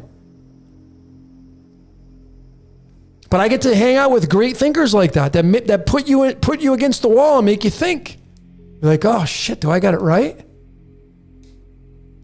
But when you bring dielectricity, magnetism, you bring Ken Wheeler's theories into this on magnetism, and I don't even think they're theories, they're 1 + 1 = 2 kind of things, and you bring those into the decoding world, which most decoders don't, man, you're so miles ahead of everybody else. And I'm not saying that, again, to try to brag, or I'm just saying is the more layers you can add on from nature into your decoding, the farther along you're going to be into figuring out how this reality works. That's my opinion. But if you're just going to open up the 4 base ciphers And you're going to sit there and type words and be like, oh, okay. And then that date is tied to that date on the calendar. But folks, you have the Coptic calendar. You got the 13-month calendar. You got the different months. The sun's pattern runs in a 13 cycle pattern, not 12. The Gregorian calendar is 1 day off from the solar lunar, which is 364. But numbers encroach, meaning that numbers bleed. 56 can become 57. 57 can become 58. 3 becomes 4. 5 becomes 6. But if you're not studying nature's patterns and numbers and equations and looking at this stuff at a fine-tooth comb, you're not studying pi and the golden ratio, and you're not looking at these other layers, you're going to miss it. And then you're going to stay on the surface. I want to go as deep as I can. I'm not just pulling off the alternator off the car and trying to figure out how the engine works. I'm ripping the entire engine apart. Most decoders don't do that. They're just still stuck on the battery terminals. They're just observing the fan spinning around in the engine. They're not interested in the machinations of how it really works. And the comparison is when you're looking at the fan spinning on the engine, that's just connecting words to numbers. And again, I will say that there's nothing wrong with that. I'm not bashing that. I want to be very clear with all of you, because that's where all of us started decoding, is through connecting words to numbers.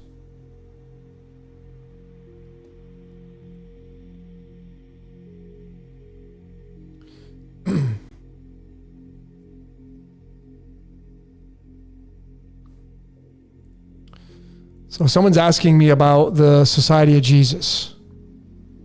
Okay, so let's jump into that. So here's where you have to make some distinctions. And here's where it gets so complex.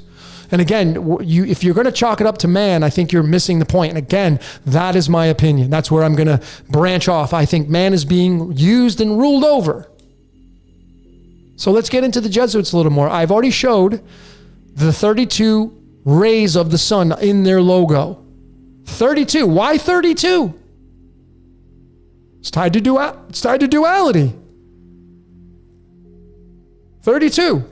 32 is the degree at which water goes from a solid to a liquid, or liquid to a solid, 32 degrees. That's how many rays that the Jesuits have on their logo. 32. So what does the 32 mean to you? Well, did you know that on the periodic table, the 32nd element, which is called germanium, is tied to the 72 angels and demons that are talked about in the Society of Jesus? Did you know that? And germanium is used to make transistors, and transistors is the equivalent of human beings, because we live on it. What is a transistor? It sits on a motherboard, and we are living on the motherboard in a different fractal. The computer that you're probably using, if you open that up, the guts is going to have a motherboard, and there's going to be transistors on there. See, these are things that people, they just started surface decoding. And while I say there's nothing wrong with it, because you got to start somewhere. But when you add the periodic table into it, which has a huge amount of merit to it, it opens up a different array of truth. And the 32nd element is germanium, comes from the city of Germania in Germany, and it is used to make transistors. That's the big clue. And of course, it has an atomic weight of, not only, it has several atomic weights. One of the stable isotopes is 71 and 72. 71 is the 20th prime number, and 20 is tied to the words Jesuit, 20 is tied to the word Mason, free, pawn, duality, matter. So whenever you see the number 32 and you correlate that to anything you find in your decoding efforts, and you correlate it to the Jesuits having the 32 rays of their logo, now you know it's tied to the element germanium. And germanium is going to be linked to the number 20 because it has an atomic weight of 71 and 72. So you not only get into the angels and demons that the Society of Jesus talked about when they first came out in the 1400s or whatever the year it was, but you're also going to see that the 71 is the 20th prime number tied to the word Jesuit. So were they sitting down with Chaldean numerology and they named themselves Jesuit because they knew 71 was the 20th prime number? What is 71? It's tied to the word Helios. The original spelling of Helios through the Greek numerology cipher equals the number 71. What is 71? It's the 20th prime number. What do the Jesuits have on their logo as a logo? This is the black sun. So you have the white sun above your head, you have the black sun on their logo. So what's going on here? You have the duality going on. That's what you got going on.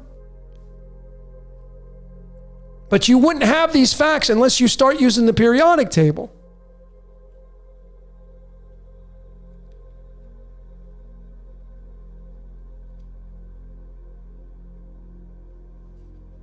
Yeah, I'm going to lose some people. I see some people are leaving. Cool. 32 degrees in Fahrenheit is 0 degrees Celsius, and here's the 0 card in the tarot. It's the Fool. So now we know that the Masons and Jesuits and all of us, we're all just fools. We're all little devils down here. That's why they got the black sun. And if you go into the mirror and you look in your face and you look at your eyes, in the middle of your iris, you're going to have a black sun. You're going to have two of them. And that's why I always reference people that we're all little devils down here. So be the best little devil you can be. Don't use an excuse as the devil made me do it, or there's a devil here trying to make me do. Folks, I don't need to know these constructs to be a good person. I don't need to put my faith in something to be a good person and to help people. I don't need to do that. That's me, though. So let's get back to the Jesuits, right? I gave you the skinny on the 32, tied to the 72 angels and demons, tied to the 71, and 71 is Helios. Remember, the 71st element's called Lutetium, which is Lucifer, Lucy in the sky with diamonds. So the 71 is the sun in our sky. And the Jesuits are claiming they're going to be the black sun that runs over the earth. That's the job that they feel they've been given, and their minds are not their own. That's the conclusions I've come up to. But how about their logo? The IHS. Well, there's several ways to look at it. Since the Jesuits and the Masons and the Vatican, a lot of those, they're kind of tied in together, in Vatican and Rome and all that stuff. So that's really important. Well, again, as I mentioned, here's where the value of knowing advanced decoding, and this is not even really advanced, but now you get into the Francis Bacon cipher, which is very original in its own self because the only cipher uses the uppercase, lowercase, alphabet, A through Z, lowercase, A through Z, uppercase, 1 through 26, 27 through 52. 52 weeks of the year. That's why the cards of illumination, 52 cards. That's why these are so important.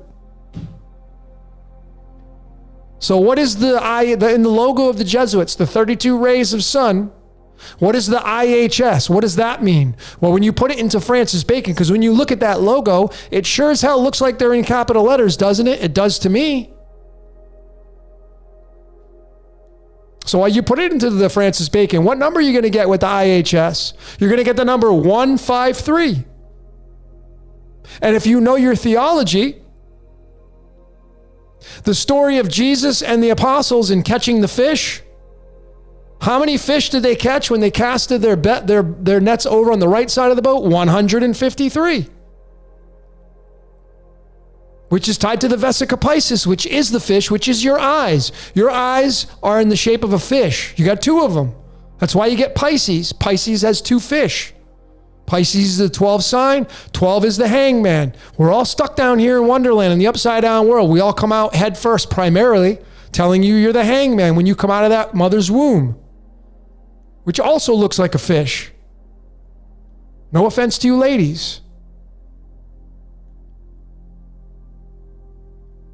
So the IHS is the 153. And that's the story of Jesus and the apostles catching fish.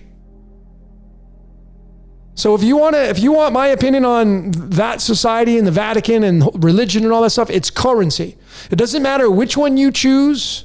You could choose baptism. You could be a Baptist, Protestant. You can be a Seventh-day Adventist, Jehovah's Witness, Catholic, Christian, Judaism. It doesn't matter which one you pick, because they all serve the same master. Imagine originally, folks, there was just one religion. Just one. What happened? What happened to the first one? Well, you see, if you only had one choice, life would be really boring. Imagine having to listen to the same song in your playlist over and over and you couldn't change that song. You'd go freaking crazy. Imagine having to eat the same foods for the rest of your life. You'd go crazy. You'd hate food. So imagine there just being one religion. What would happen? People would go crazy. So now there's over 10,000 religions. Why? Because the archetype or archetypes that run this reality, it has a wardrobe. Just like you got a ton of clothes in your closet, especially you ladies. Whatever you think running this reality, what do you think it's got? It's got a wardrobe of things. It's got Jehovah, it's got Yahweh, it's got Brahma, Vishnu, Shiva. It's got any god you can think, Allah, Mazda, Enki, Enlil, Anu. I mean, it's endless. So pick whichever one you like. But essentially, religion is all about currency. Religion is 27. Currency is 27. And if you know what the number 27 is, well, you got more keys to your kingdom. You got to look to the periodic table. 27 is cobalt. Cobalt is used to make batteries. We live inside of a battery. Batteries provide currency. Cobalt has an atomic weight of 58. Puppet master equals 58. What runs this reality? The puppet master. What is the puppet master? Well, it goes by many names. It's the game master, the puppet master. Then you can get into the planets and astrology and Saturn and where does Jupiter sit and Mars and, you can get into all these other layers that you can add into your decode. You can get astrology charts.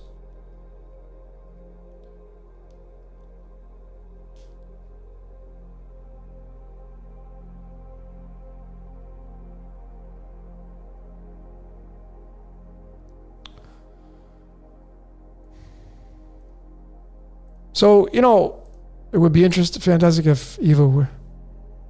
So folks, down here in this reality, okay, this is how this reality works. It's pretty simple. You have Team Darth Vader and Team Yoda. If you never watched Star Wars, you have the antagonist and the protagonist. If you don't have the villain, you don't have the superhero. I'm just going to use critical thinking. I'm going to offer it to all of you right now. And I'm going to use your body and the biochemistry of your body. Right now, inside of your body, you have white blood cells. I don't know how many you got, but you got some. What's its job?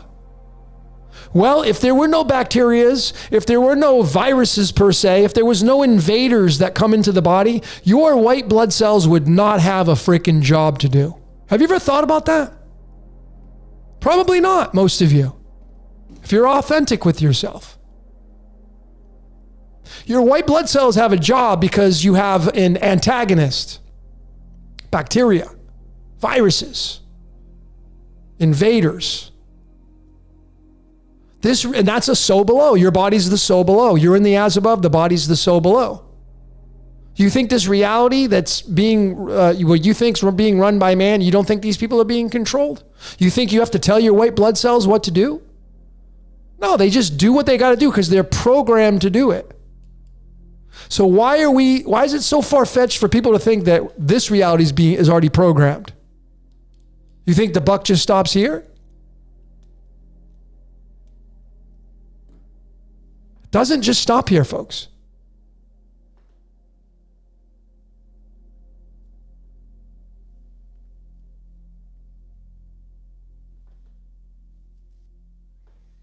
We are batteries, absolutely.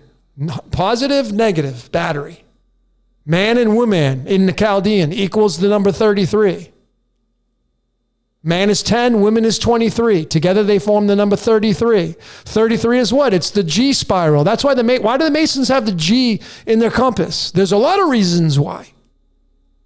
It's a capital G, which I showed earlier is the 33rd number in the Francis Bacon.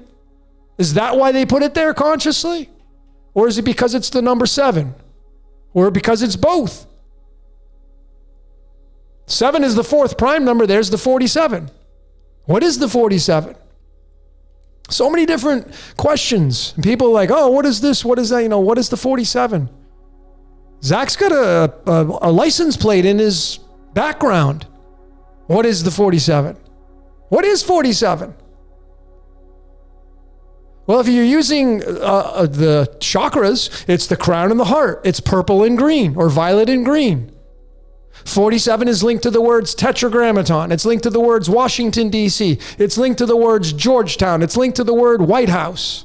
All of those in the same cipher called Chaldean equal the number 47. What do you think's running Washington, D.C., which sits at the 38-degree north parallel? 38 is Manchurian candidate. Washington, D.C. is being ruled by energies outside this reality. And the Tetragrammaton, which is the ancient Israelite God of the Bible, equals 47. That's the Israelite God of the Bible. From Judaism. 47. So what is the 47? It's tied to the loop 1937, 46, 19 and 20, 37 and 38, 46 and 47. That's the loop. If you want to check out my decode on what does that mean, like we're stuck, if you think we're stuck in a loop, if you think we're stuck inside of a prison, check out my prison planets. I got part 1, 2, and 3. Invest. I guarantee you that the time you spend watching those, it'll be enlightening for you.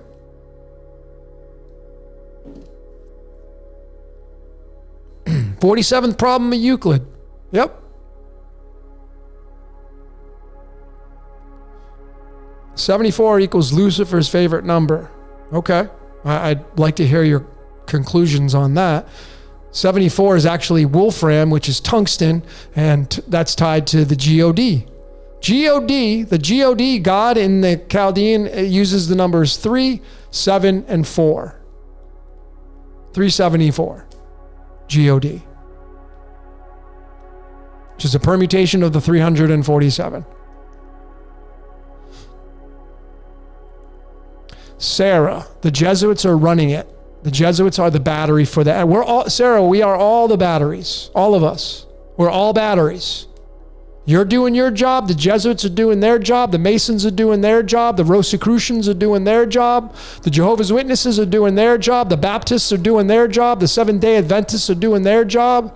The governments are doing their job. The states are doing their job. The Republicans are doing their job. It's all just freaking confusion and static. That's what it is. And if you start playing the game, you get sucked into the static.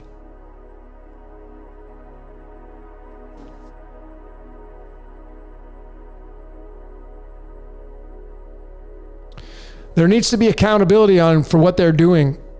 I agree. But I can tell you it's not going to come from you or I. There are some people that love to go protest. They go protest. Some of you are protesters. You have been out on the streets in the freezing cold, sacrificing your time to hold a sign and protest. Why?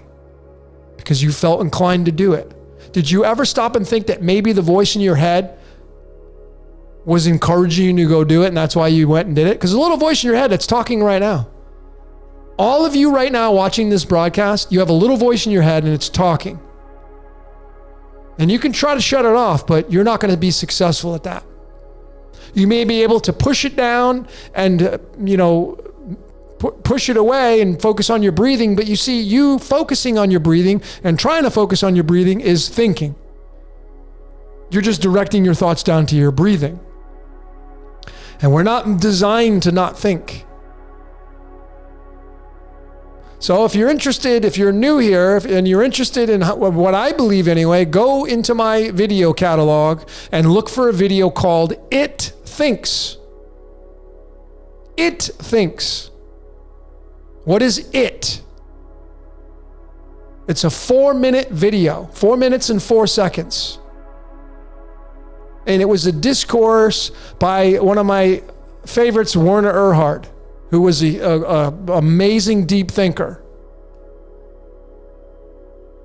And he says in that, I'm just going to say one thing he said, it's not you who thinks, but you have the thoughts. It thinks, and it's you who have the thoughts. It uses you to think. You're like a receiving station. And we have implants. That's why the Egyptians, they have the all-seeing eye. What's the all-seeing eye? Well, if you chop your brain in half, you're going to see it. Everybody. If you split your brain in half, you're going to have the all-seeing eye inside your brain. And they believed the pineal gland was the receiving station.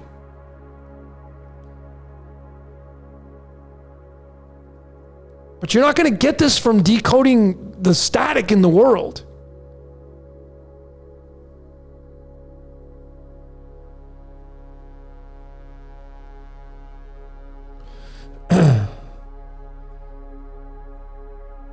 There's a lot more of us than I won't even use I really would encourage all of you to stop using the word elite. Stop calling these people elite. Call yourself elite if you want to make a positive affirmation and you like that kind of stuff. I'm elite. I'm an elitist. They're not. That's the very reason why you don't like those people. So again, I'm very passionate about what I'm saying. Just stop referring to those people, or maybe you want to think about not referring to those people as elites.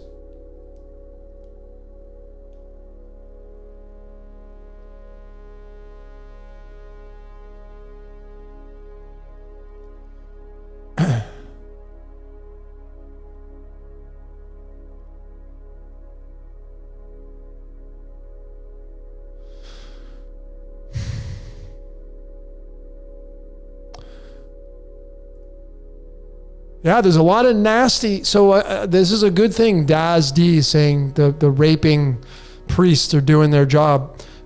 Folks, you can put it in any kind of context you want.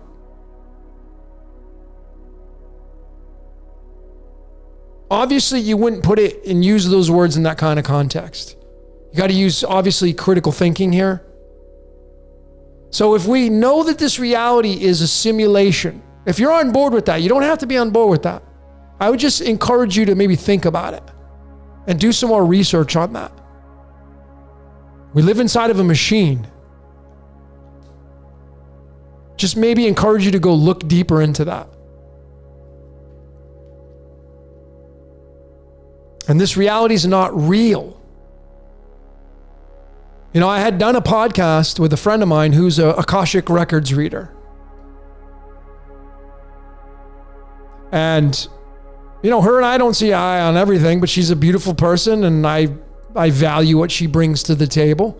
But people that are into past life regressions and you believe that you decided to come here and live out the life you're living out, like you chose your parents, you chose your friends, you chose your experiences. Okay, so what about the serial killers? Did they choose that life? I have shown over and over and over, folks, that we live in a predestined world. Predestination. Which means this reality has already been chosen before we ever got here. And the reason why suffering is allowed, obviously this is not real. Just like when you turn your movie or show on and you get emotionally involved with the characters and they're not real, start to ask yourself, what the hell am I doing getting angry? Why am I crying?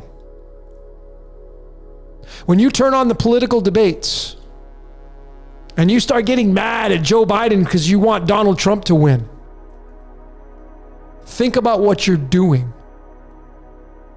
You're giving that your energy. That's the wolf, folks. That's the wolf. Feed the wolf. The wolf is the Taurus fields. It's this reality. It's the battery. It needs and wants your energy. And then you get into fractals. You get into archetypes. Republican, Democrat, they're all working for the same boss. It's just an illusion that they're separated. They're separated, absolutely. But they're all working for the same boss. And when you turn that garbage on, I think it's garbage. Essentially, you're giving your energy to these archetypes. They're not going to give you anything in return, by the way. Just remember that. So for those of you that are spending hours behind the computer or television, a lot of people say, I don't own a television, but you'll sit in front of the computer for 3 hours. It doesn't matter. Or you'll be on your phone. What are you giving your energy to? Put yourself in check. Because everything's an archetype. Everything wants your energy. If you're giving your energy to the political Republicans because you think they're going to beat the Democrats, like, oh, Joe Biden's doing a horrible job. Joe Biden works for the same boss that Trump works for.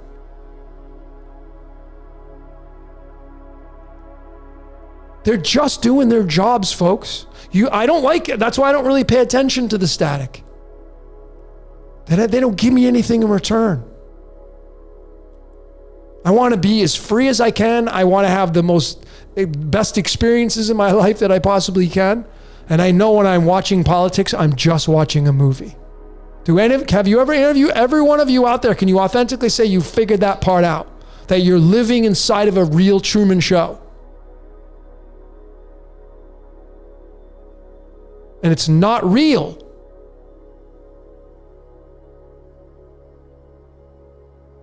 I mean, the Bible is perfect. Someone's mentioned in the Bible. What is the Bible? It's 2 testaments, the Old and the New. And the Old Testament is fear-based. You do what I say or I'm going to kill you. Go kill the firstborn. Go kill this. Go destroy that. Go sacrifice this. There's that. There's the Old Testament, fear-based. But then you have the Jesus Christ figure coming on in the New Testament. And now he says, no, you got to love thy neighbor. So you have love come in. Oh, I didn't need somebody to tell me that when I was coming into this world. I didn't need to anyway. If you have good parents, good upbringing, not everybody does. Some people are raised in really tough neighborhoods and, war-torn cities, and that's their code though.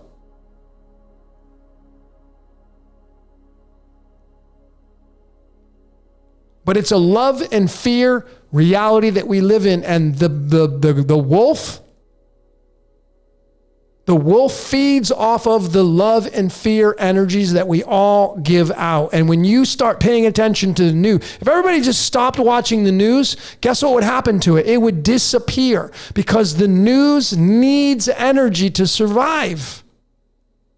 It needs your energy in order for it to stay fed. It wants to be fed. Feed the wolf. That's news, politics, government. That's all energy-based archetypal information. And the reason why you can decode this stuff and you can find the patterns is because it's all part of the archetypal system called the wolf. It's the wolf. It's the machine. We live inside of a machine, a battery. That's the real skinny on it.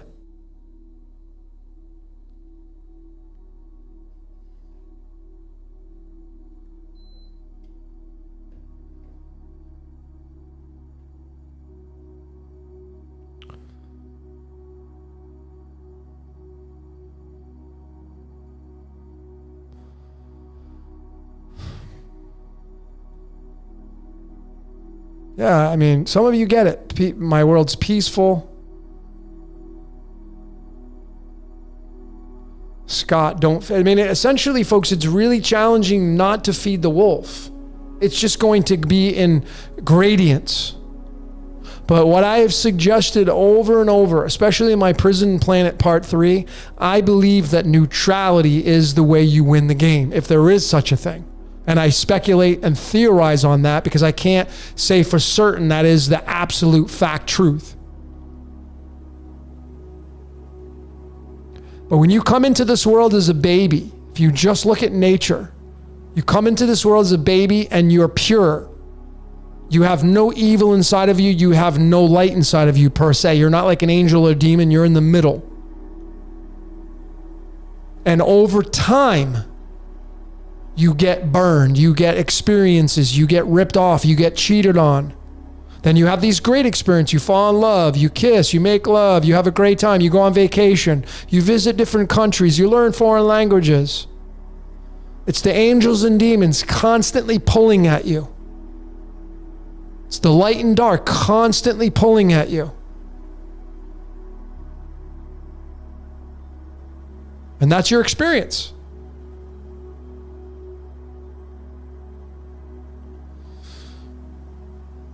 But when you sit in the very middle and you just look to your left and look to your right and observe, and you can see the shit show going on in your world. And when you're a decoder, it's challenging because you're decoding reality. It's a mess. We're in unprecedented times. In case you haven't noticed. You probably have, though.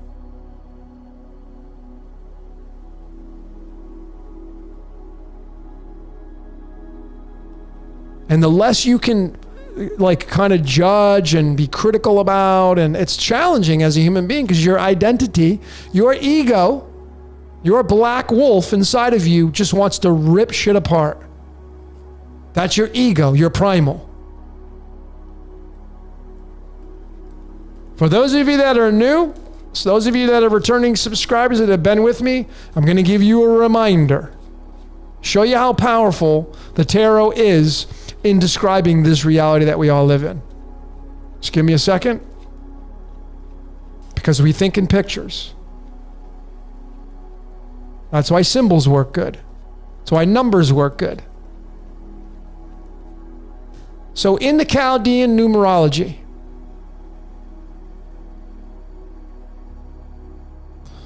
let me just jump to this. Hold on.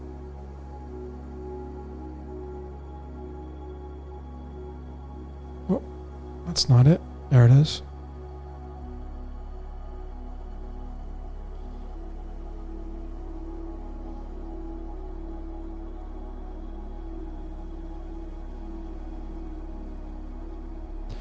These two words right here, most people know. This one, I got this or I have this. Notice that they're both 19, both of them. And they're both linked to this word right there. Spirit, soul, and battery are all 19. So we have a soul. A lot of people think so. You have like some kind of spirit inside of you. Well, then you have the opposite, which is this.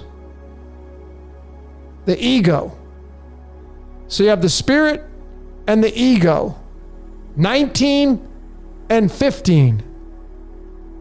Which equals 34. Whoops.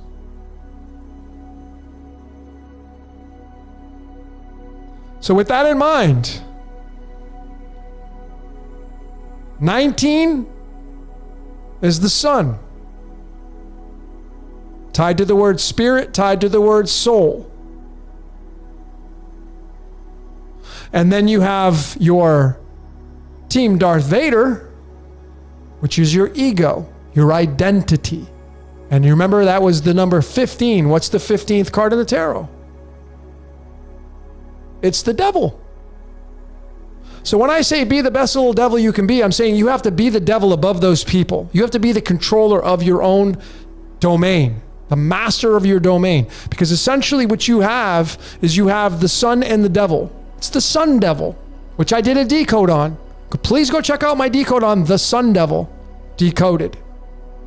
This is your spirit and your ego together, acting as the push-pull at all times.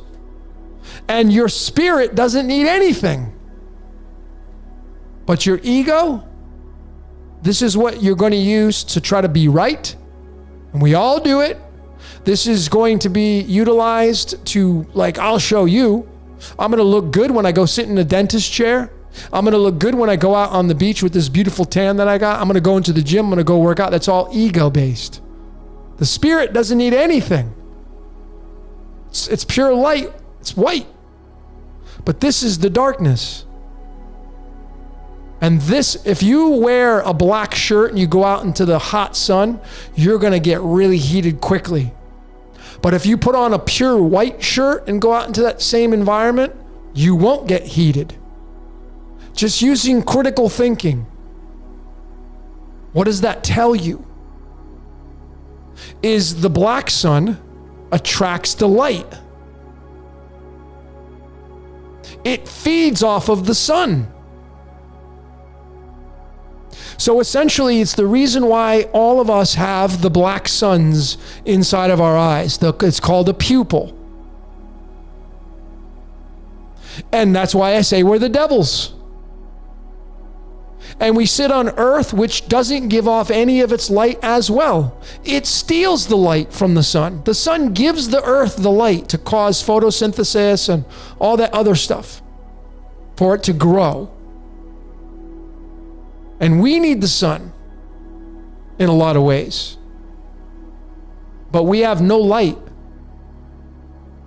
I mean, under thermal imaging, it's different, but the human being is matter. And we become this. And this is what wants to be right all the time. And we all use it. It's inescapable.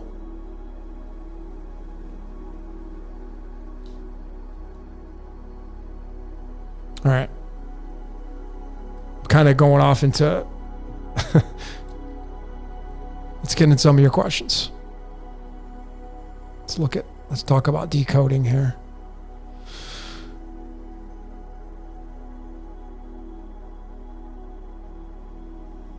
Ego, that's funny. Ben Martin, that's pretty funny.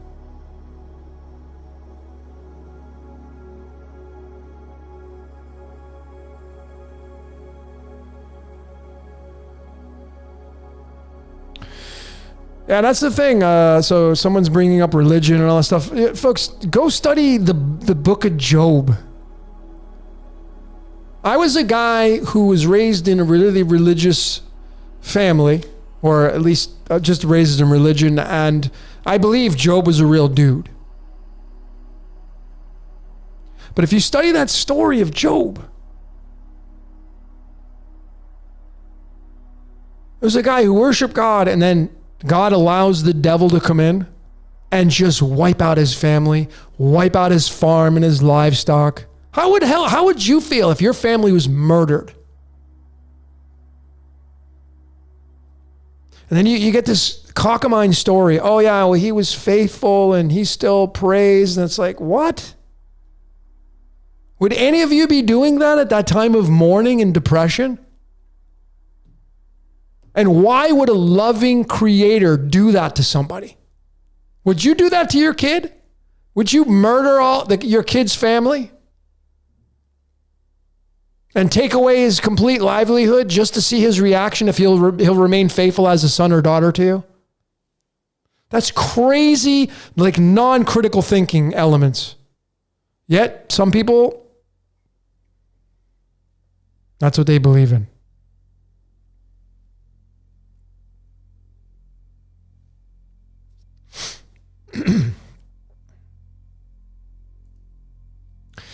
Daz D. So the priests who do that, are not accountable for their... I never said that. I didn't say that they're not accountable. Everything has an effect to a cause. That's pretty common sense. There's cause and then there's effect. So if you're one of these people that do those kinds of things that I would never think of doing or want to even partake in, it grosses me out. But yet you have some people that thrive off of it. I just chalk it up at that, folks. I don't know how to describe that kind of stuff. But I do have come to the research conclusion mankind is being used. So maybe it's whatever's running this reality decides, like Westworld. If you want to see a really good, intriguing movie, 1973 Westworld. HBO did the series and remade it. Westworld. And that, I'm not saying that this is the end-all conclusion to what I'm saying here. But is it possible to theorize that whatever created this reality likes to come down here and play its own game? I have posed this question so many times. I used Pac-Man because I decoded Pac-Man, the creator of Pac-Man. Do you think it's logical? Do you think it's pretty basic that the guy who created Pac-Man has played Pac-Man at least one time in his life? I think every single one of you would agree that the man who created Pac-Man has played Pac-Man at least one time in his life. Okay, now that we've established that, let's talk about this reality, which is a game. Do you think whatever created this reality has come down here to play its own game or played its game remotely in the same context of the guy that created Pac-Man, grabbing the joystick and controlling Pac-Man? Do you think that's a possibility? I'm not asking you to agree with me. I'm just asking you to use critical thinking here. So when you play a video game, which is an altered reality, it's a so below to this as above. When you grab the remote and you start pressing the buttons and moving the character, you're controlling the character. And the character's not controlling itself. When those of you that have played, Warcraft or SimCity or Mario Brothers or Grand Theft Auto or whatever you've played, if you don't pick up the control and move, there is no game. So why is it so far-fetched to think that whatever created this reality is not playing its game remotely? And not only that, but is it possible that it's coming down here and going into avatars and becoming man to experience this life in this physical reality? Certainly, the oldest known text in religion is Hinduism, according to everything I've read. And their whole viewpoint on it is Vishnu, and they've come down here repeatedly and incarnated into man or woman. So why is it so far-fetched to think that some people on the world stage, if not everybody, has been infiltrated with being incarnated into? Maybe you're being used right now. And maybe you're a deity that decided to come down and be birthed into this world through you. And you just don't know it yet. Or is it just that we're being controlled remotely? And the major things that are happening on the world stage are all done remotely, like SimCity. I decoded Minecraft, the video game. I decoded Minecraft, the most popular game on the planet, or at least it was. And I showed with supporting evidence that the guys who made Minecraft were being used to make Minecraft. Now that has nothing to do with killing anybody. It has nothing to do with sacrifices. It has nothing to do with any fear-based information. These are two dudes that wanted to create a video game called Minecraft where you could build cities like SimCity. And I had showed through this decode, please check it out, that these guys were being used to make the video game. So how do you wrap your mind around what I just said? How do you chalk up some kind of description as to what I just said to you? Do you think that's any different than what happened on 9/11? Do you think that's different? So I find the same patterns in these two guys that created Minecraft, yet I can find the same patterns in those people that are linked to the September 11th, and there's no separation on that. So how do you describe that? So the methodology which works for both scenarios is different for both scenarios. That's crazy thinking. That's not critical thinking.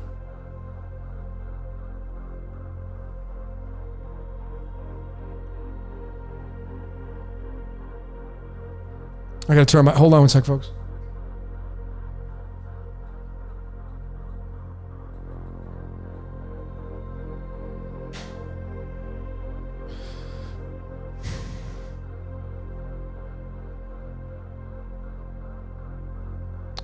Rick Kersey. In the world of duality, both Logan and Zach are right and wrong. The key is to not agree or disagree. Be the observer. The trap is judgment. Rick, you are spot on. Yet the human being experience is to judge, because you need to make a decision, and the only way to make a decision is to judge what is going to bring you down or what's going to raise you up. So I just think the trap, the idea of getting out of the trap is the trap. Just let go. And yeah, do what you said. I totally agree with you. That's why I'm all about live and let live. Like I said, Zach, I'm not here to try to bust his balls, or people think that I'm not. Just being me. he does great work for his methodology. And I let that go. I don't care. I'm not even subscribed to his channels. The only reason why I found out about the video that he just posted out is because somebody told me and sent it to me. And the reason why I decoded his book is because it was interesting. I woke up that morning, I woke up and I checked my phone for the first time, and YouTube, I had it in my feed, and I'm not even subscribed to Zach's channels. But there it was, which I thought was really odd. So I just decided, I don't know, something provoked me to decode it. Something in my voice in my head decided, like, let's check out the words in between where he first mentions Joe Burrow's name. Let's count how many words there are. Why did I think of that? I know why I thought of it. So my mind is being used to decode that stuff. That's why.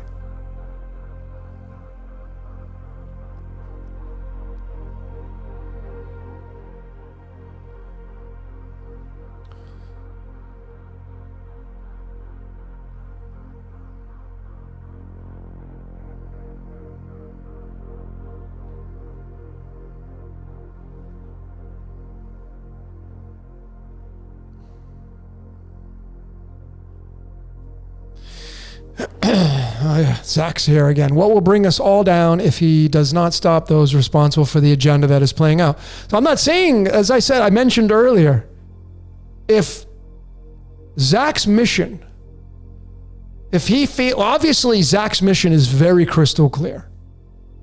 His mission, his job, his responsibility, which obviously is dedicated a large, I don't know the guy, I don't know what he does, but obviously he has dedicated a large portion of his life to the decoding world. That is a fact. And obviously, he has come to the conclusions that it's this group that's doing this, or it's these people that are doing this. Those are the conclusions that he has come to. That's obviously, in my opinion, he's doing his job. As I mentioned earlier, when someone goes out and protests, and they feel the urge to do that, and they feel like it's something worthy of doing, like I'm going to go support my troops, or I'm going to go support this, and they feel like they want to go do that.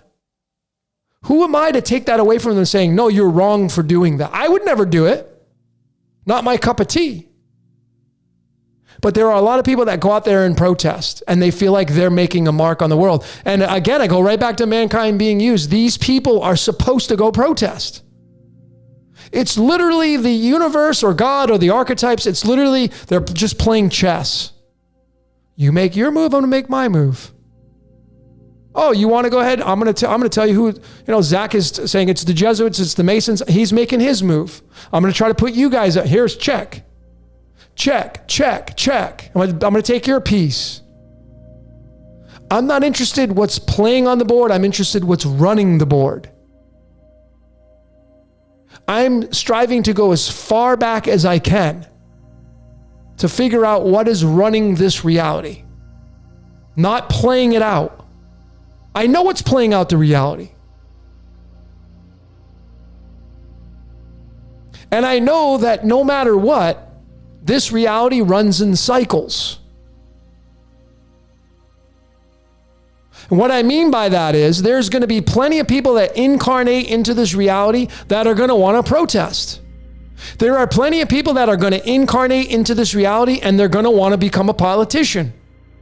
There are going to be plenty of people that are going to incarnate into this reality and they're going to want to pick up a guitar or play the piano and be a musician and influence people through music. There are going to be people like Zach that are going to incarnate and they're going to decode reality through the methodology that he's using. And they're going to say, it's these people that are doing this. He's doing, in my opinion, he's doing his job. Joe Rogan is doing his job. Donald Trump is doing his job. Joe Biden is doing his job. The Church of Satan, they were doing their job. That was their script. You cannot take someone's organic side of observing their reality and say, oh yeah, well, there is an organic side to the code using me, and then say, well, now it's not using me because I said so. So these secret societies, let's just use them as the example.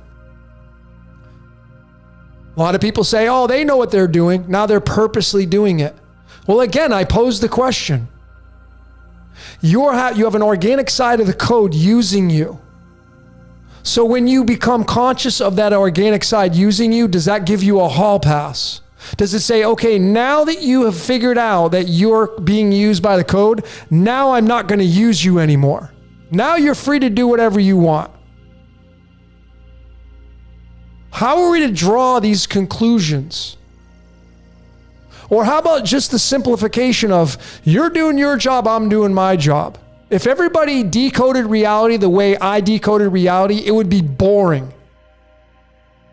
If there was no villain, life would be boring. If there was just all unicorns and fluffy marshmallow clouds, and life would get boring. But that's not the way this reality works.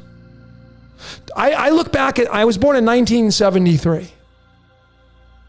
And I have talked to my parents who were born in the 40s extensively about what life was like back in the 1940s. And life was simpler. There wasn't as much chaos going on. Yeah, sure, there was World War I, and you've had all these things going on. There's always been that kind of stuff. But it hasn't been as dramatic as it has been lately. But 50 years ago, life wasn't as dark as it was right now. As we move through time, life gets darker and darker and darker. As a baby moves through childhood and into adulthood, it gets darker and darker and darker. Eventually, everybody lands at the same position, which is death. And through the timeline, you collect a bunch of shit. And through the timeline, you have a job to do. And it's my belief that if you get off course of your script, something in your life will happen to push you back on course. And that's maybe where the free will is. There needs to be people on this world, as much as we don't like them, there needs to be people and organizations in this world to bring this world down. Why do you have white blood cells? Because you have invaders coming into your body at all time. Bacteria comes into your body, your white blood cells will attack those bacterias. That's how nature works. So yeah, you can go to the doctor and the doctor is going to give you a diagnosis. It's going to say, well, you got the flu. Or you have Montezuma's revenge, or you have food poisoning, or you have some kind of bacteria in your stomach. Okay, great, I found the culprit. And then the doctor's going to tell you, just go get plenty of bed rest, drink a lot of fluids. Here's the solution to fix that problem. So you go to the doctor to give you the diagnosis and to give you the cure to helping you get out of what you're going through. Yet beyond you and the doctor is the body that you incarnated with, that didn't need you to tell it to do anything. It just does what it needs to do because it's a machine. This reality is a machine, folks. And you can definitely say it's this group and it's them, it's this, it's the boss, it's his fault, her fault. But in the end, folks, without that, you would just not have a life because this world revolves around duality. It's black versus white. And it goes in cycles. It goes from the golden age to the dark age. And when the dark age ends, the Kali Yuga and the Vedic system, the golden age returns. And you have all the complete chaos, all the people that are ruining the earth, they're doing their job. Everybody that's playing Darth Vader, they're going to have to pay the price. But you certainly can see these people are all in. They're all in. They're all in on their agendas. And if you read the scripture, the word scripture has script in it. I mean, is it a coincidence that Donald John Trump equals 66? Is it a coincidence that there are 66 books in the Bible? Revelation talks about the Trump Pence being blown. Pence is also, Michael Richard Pence equals 66. Is that an accident? No, it's part of the script. These guys were being used to incarnate, to be the people who they are, to play out their roles. I've decoded Trump so much. Like him or hate him, he incarnated to do his job. He had a responsibility. He had a script to follow. You have a responsibility as a human being. You have a script to follow. If you feel in your heart that you need to go out and protest, then go do that. If you feel like you like Zach's work and you want to, like it's the Masons, it's the Jesuits, and it's these secret societies, then go do that. If that's what you feel in your heart you want to go do, if that makes you happy when you wake up, then go do that. Because there are going to be people that are going to go do that. I'm not going to be one. I'm not that kind of guy. I'm not the guy, because I look back at the whole machinations of how this reality works. I've become more of an observer versus someone who's on the court, playing the game, trying to figure it out. Trying to be more of an observer, like overlooking the whole court. That's what I personally am interested in.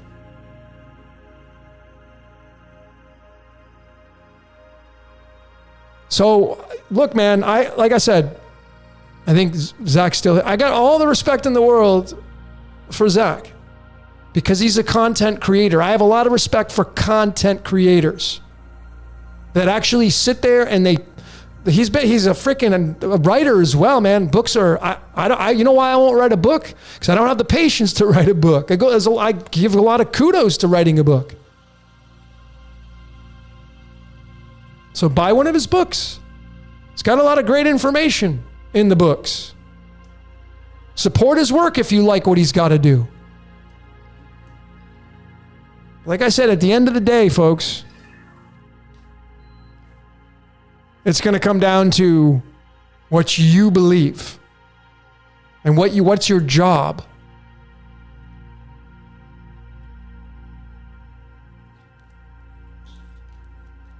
What's your job? Just want to show you guys something.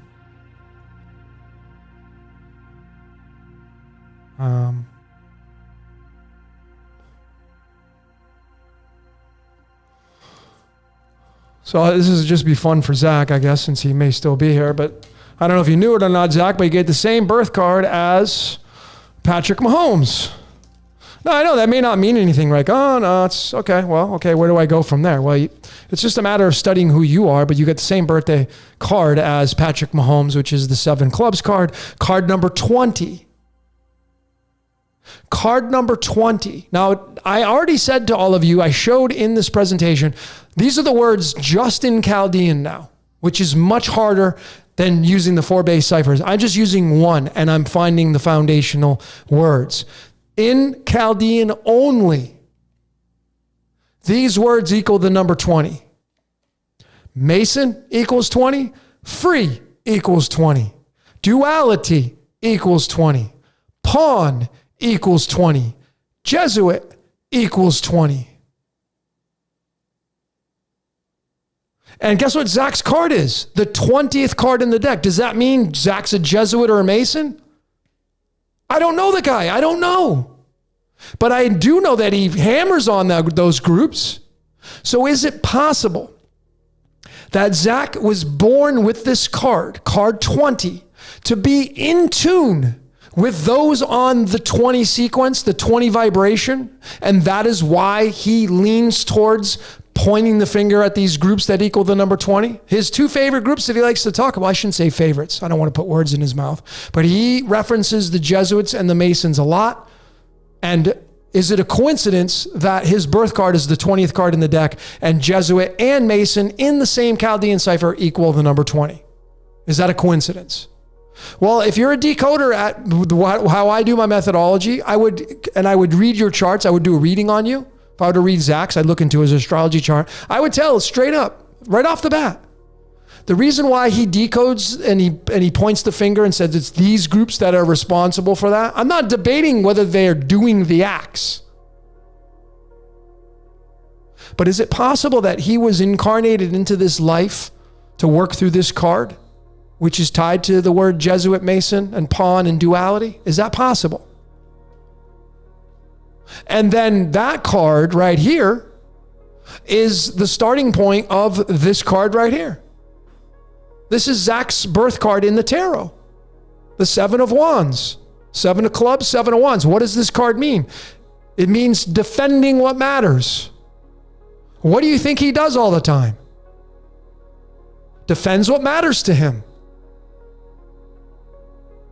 So is it a coincidence, what I'm showing you through the mystical art platforms, that perhaps Zach's life is coded and he's just doing his job?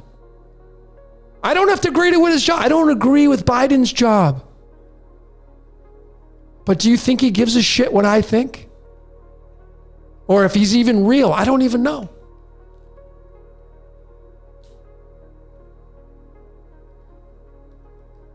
I can decode anybody. I can show you your code.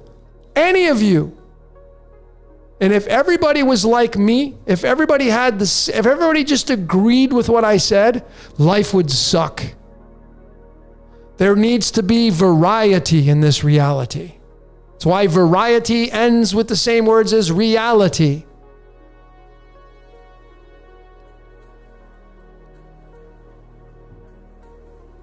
So I just have like a newfound spirit within me, I think.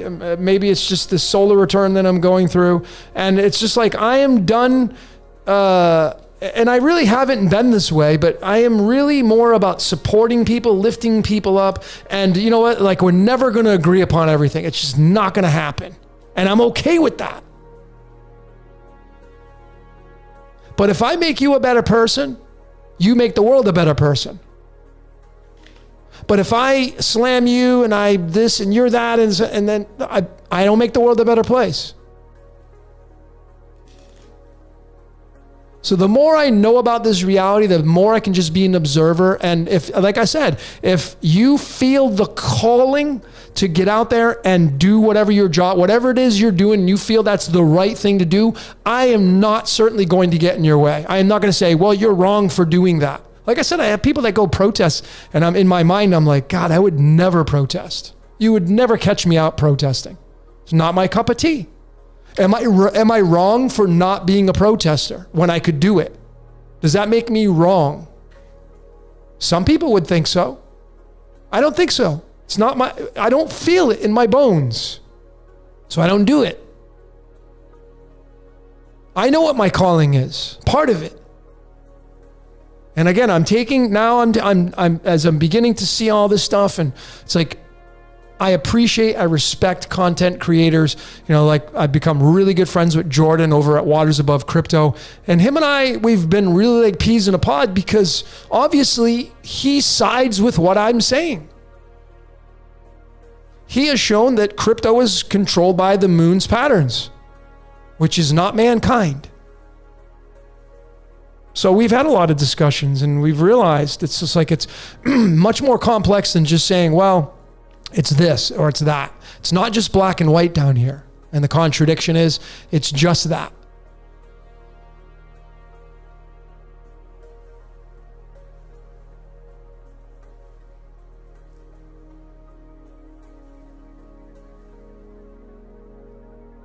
So I guess I just want to come clean on here tonight, after everything I've said, and I express my sincerest apologies to anybody that I've ever offended in the decoding world. If I offended you, if I was kind of an ass, sometimes I am.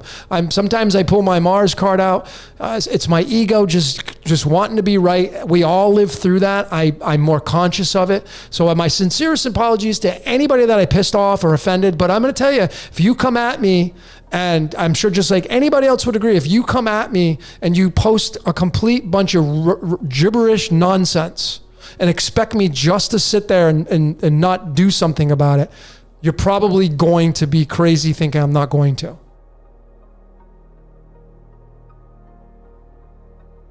I'm really striving to just let go and not even comment. I was even thinking about turning my comments off. But then it just doesn't allow a lot of you great decoders and voices to be heard. But my sincerest apologies to any of you that I've ever irritated and pissed off, and I'm probably going to continue to do it in the future because I'm not perfect. But I'm taking this stride now of where, like, you know what? I have no, and obviously, I don't even know if Zach's still here, but I've never hung out with him. I've never met him. But he does great work with his community. He's one of the leaders, if not the leader in the decoding world. He's got a huge head start on most people. And at the end of the day, we're going to agree to disagree. I already know that because of what we believe. And guess what? I'm totally fine with that. I'm okay with that. I'm okay with that outcome. At the end of the day, I don't have to wake up in his shoes. He doesn't have to wake up in mine. I don't have to wake up in any of your shoes. You don't have to wake up in mine. You're responsible for your life. I'm responsible for mine. But I think if we just let go of the division and just like, oh no, you're wrong, I'm right. And at the end of the day, we know that you're right. At the end of the day, I know I'm right. Even though if I take out everything in my life and put it on a table in front of me, I know there's going to be bullshit in there. If I really want to be authentic. Not everything that I believe in is 1 + 1 = 2. If I'm being authentic with myself. I know that. And that, if you're authentic with yourself, you would agree that your life is not 1 + 1 = 2 across the boards. You have some falsehoods in your life. Things that you've adopted as your beliefs that are, if we really do the 1 + 1 = 2, yours doesn't equal 2. But does that make it untrue? No, because whatever you end up adopting as your belief is going to become your truth. Even if you don't side with the popular vote, it still will be your truth. And if we just adopt these principles in the decoding world, and we're just conscious of what irritates us, maybe we're not going to respond to the post. Maybe we'll just kind of like say, okay, well, I can see that. I mean, like I said, I see a lot of ignorance. And we're all ignorant. I've been wrong so many times, folks. I can't even begin to tell you how many times I've been wrong throughout my decoding research.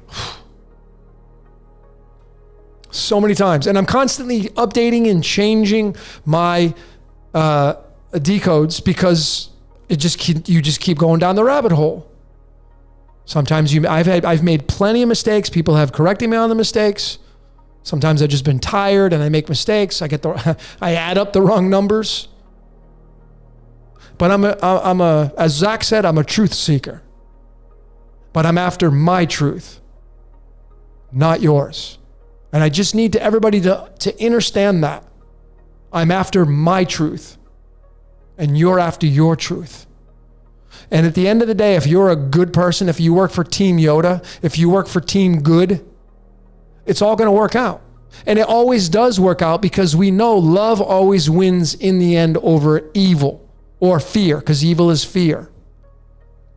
The people that, if you want to blame, that are running this world, they live in fear-based reality. They're afraid that you're going to overtake their power. That's primarily the reason why they do what they do, is out of fear.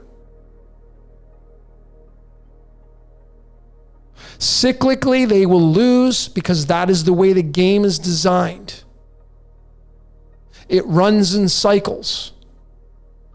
It runs from a golden age to a dark age and repeat, as I've been continuing to say.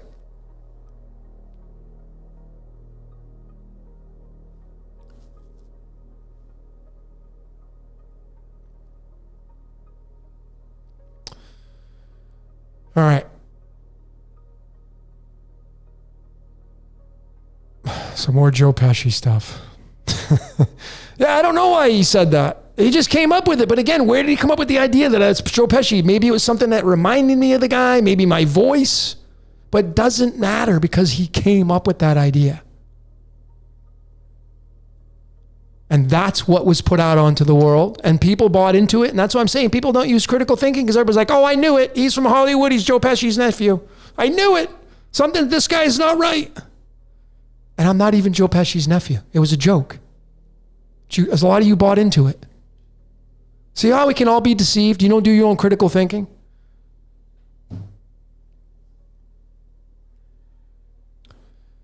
All right. That's right, Miriam. My truth is the only truth. That's why when you go to a court of law and you put your hand on you raise your hand, will you swear to tell the whole truth, nothing but the truth, so help you God? It's your truth that you're saying. And then the cop puts up his hand. Do you swear to tell the whole truth, nothing but the truth, so help you God? The cop's like, yes, I do. And then he gets up on the stand and the cop lies. That and the cop wins. Is that fair? He just put his hand up and said he's going to tell the truth and the whole truth and nothing but the truth, so help his God. But he didn't tell your truth, did he? So who's right? Life doesn't always work out, folks, the way you want it to work out. That's called life.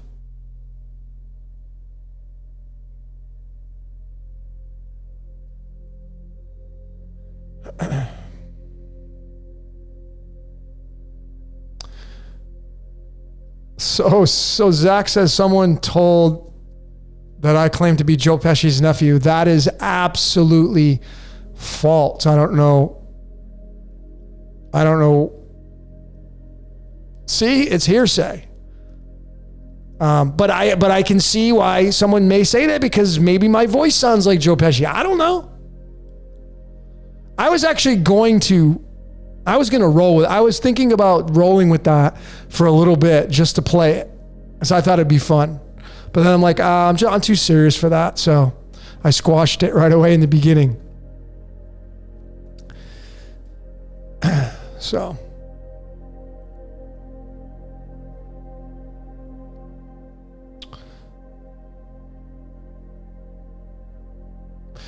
All right. So hold on here, folks. Let me just get my...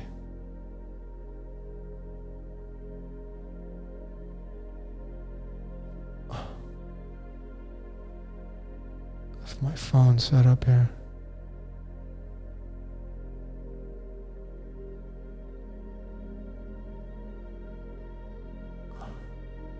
Okay. All right, Zach, if you're still there, man, let's get on a call. WhatsApp only. I think he's got my number. If he doesn't, he should, because it's still the 808 number.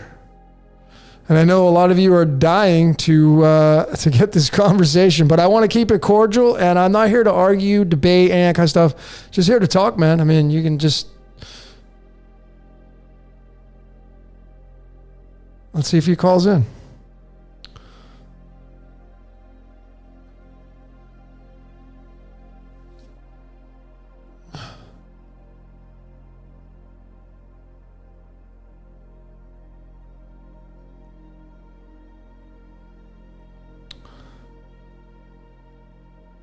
Let me see. Hold on, folks.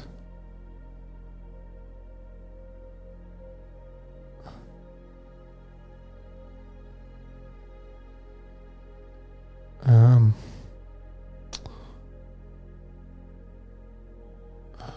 don't know if I have him in my...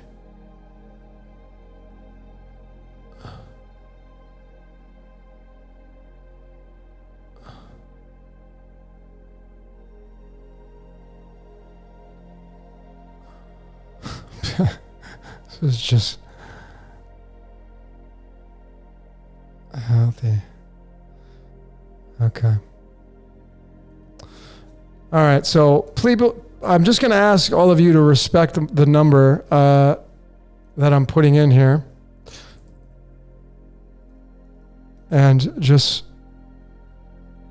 this is for Zach only in case he doesn't have the number, but it's a WhatsApp number. WhatsApp only, and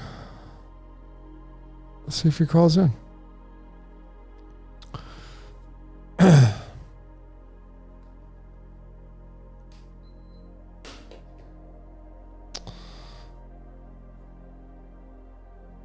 Yeah, he may be gone now, but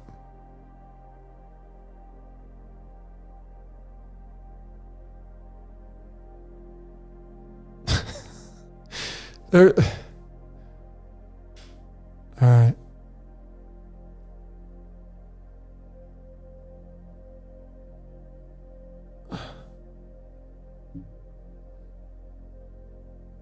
Yeah, he's probably gone now.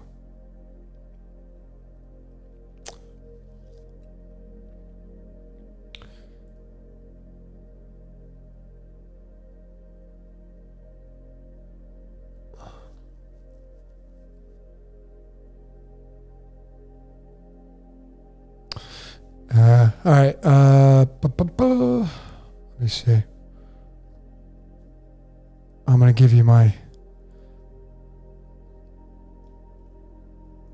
I'll be really transparent, Zach, with my. It's probably my American number. I'm gonna give you my Mexican one, and people just please respect that. Like, I don't need people blowing my phone up. All right, so there's. Let me get that set up.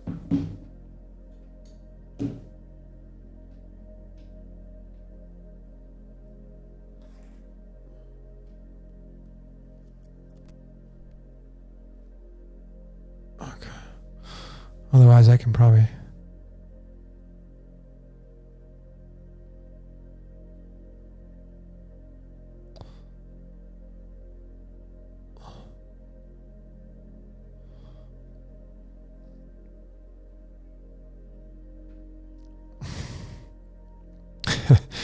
Folks, you got some of you people are pretty funny. I do have to say that. A lot of funny people out there.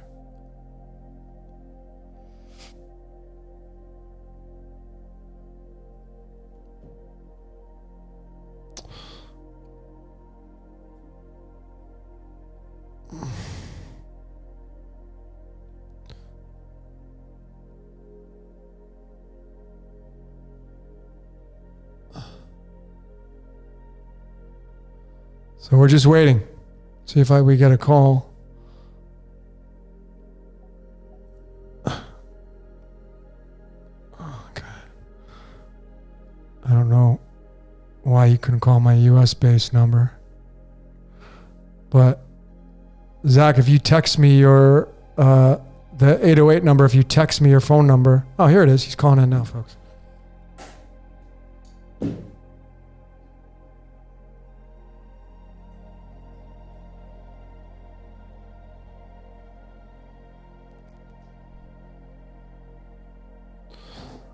All right, you there, Zach?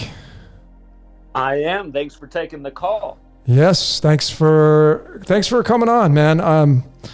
You know, I in all honesty, I can tell you, man, I have a lot of mad respect for you throughout the years you've been doing this, and you know, through all the things that maybe people have said, I have said about you, and all that kind of stuff, man. I just want to kind of clear the air. I'm at a stage in my life now where, like, again, you know, you do great work. You're a content creator. I have a lot of respect for that. I think at the end of the day, as I've been saying, I'm going to continue to do me, you do you. But I think if we can just kind of come to a resolution, I know the decoding world is kind of really wanting this, because I think a lot of people want people to come together, and somebody has said something about teammates and strength in numbers. So anyway, I just wanted to say I'm sorry if I ever insulted you or anything like that, because, you know, again, at the end of the day, we all think we're right. So it kind of comes down to that. Yeah, it's okay. No problem. And so now I understand that you're not Joe Pesci's nephew. I was under the impression that was true. No. But I will record straight and say that I was mistaken on you being Joe Pesci's nephew. So apologies for that. Cool. But my question is, the thing that I don't understand, because the last time I watched one of your videos before tonight, I heard you blatantly say, you know, the Jesuits aren't behind these things as some people are claiming. This is just the way the world works. There's too many moving parts. Mm-hmm. And so, Logan, do you think that there's a group of men waging an agenda for their own power and benefit and control against other men or people? Yeah, of course. Okay. And so here's what I need to understand. Gavin Newsom, who's Jesuit educated, many of the faces of the COVID pandemic are Jesuits, from Trump to Biden to Cuomo to Klaus Schwab to Gavin Newsom, etc. Or if they're not Jesuits themselves, they have these Jesuit links. Like Bill Gates is married to Melinda Gates, who's from a Jesuit family, and she just happens to have the same birthday as the Jesuits. By the way, their establishment is August 15th, 1534, the 16th century. 16 is a real big number with them.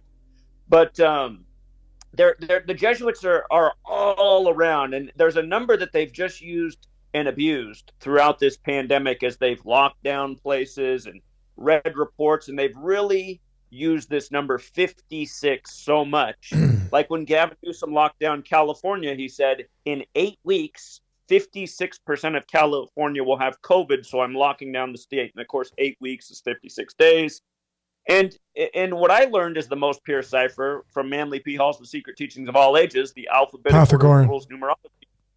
Coronavirus is 56. COVID vaccines 56. Anthony Fauci's 56. So many things connected to COVID equal 56, including toilet paper. Bill Gates. Like how they told us the toilet paper was going to sell out at the beginning of the pandemic.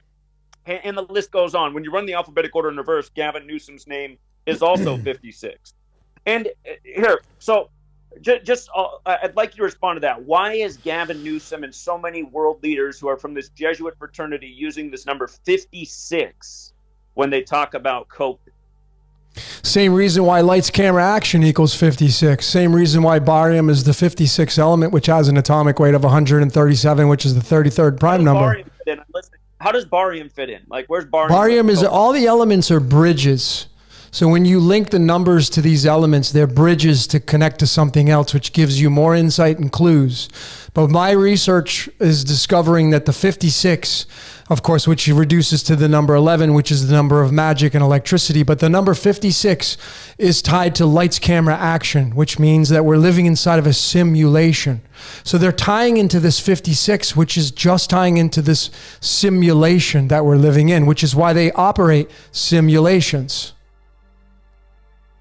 Okay, so let's just say that we're living in a simulation. Wouldn't you say then the Jesuits are trying to influence the outcome of the simulation? Everybody's influencing the outcome, including you and I. Well, I would agree that to an extent. But there's a certain organization that holds more knowledge, maybe more understanding of the way the simulation works, and of they're course using their understanding to benefit them. Well, I just think I agree, but I also think there's fractals to this. So yes, there are people at the top of the pyramid that have more knowledge than others. But when you get at the top of the pyramid, it doesn't exclude you from being used by the code. You just become more aware of it. Okay.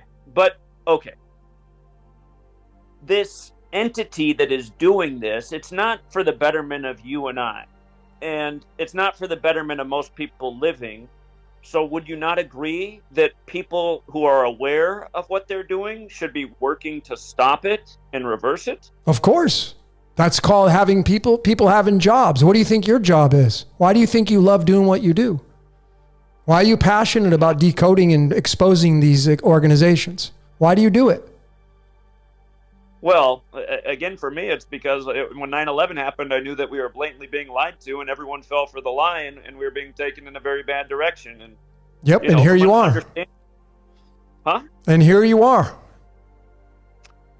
Right. So Logan, I mean, here's what I took offense to is, the last time I tuned into you was probably a year ago when I heard you making your statement that it's not the Jesuits, and it's just the way essentially the matrix or the simulation works, and there's too many moving parts. And I'm thinking, but the Jesuits are having a major negative influence, and they are responsible for this agenda that's going on right now.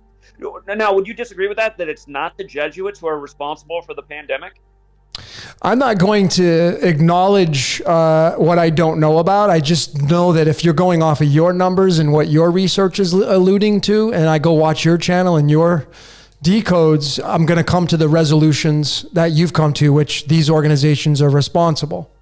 But at the same time, I'd also have you look at what organizations are doing good for the world. So there's always a constant antagonist, protagonist, constantly going on in this world. And you're the protagonist, right? Would you consider yourself an antagonist? Are you a superhero or are you a villain? Which one is it? Which one do you work for? Huh? It depends on who you ask. Of course it does. But I'm asking you: are you a superhero or are you a villain?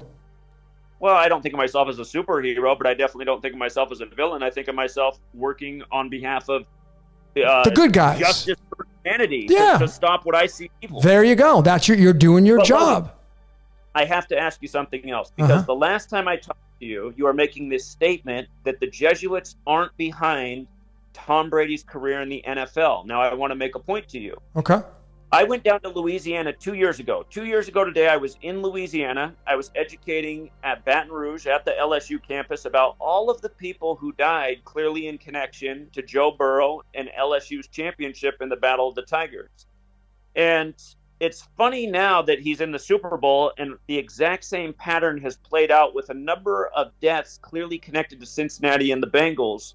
But here's the thing about the Jesuits. Let's just take the numbers out of it.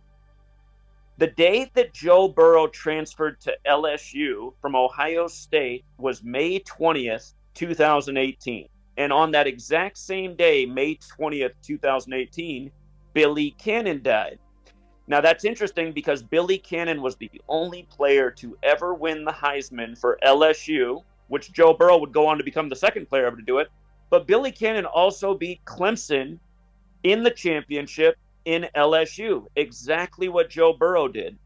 And now Joe Burrow is in the Super Bowl, and his path to the Super Bowl through the playoffs was defeating the Raiders, the Titans, the Chiefs, and he will now face the Rams.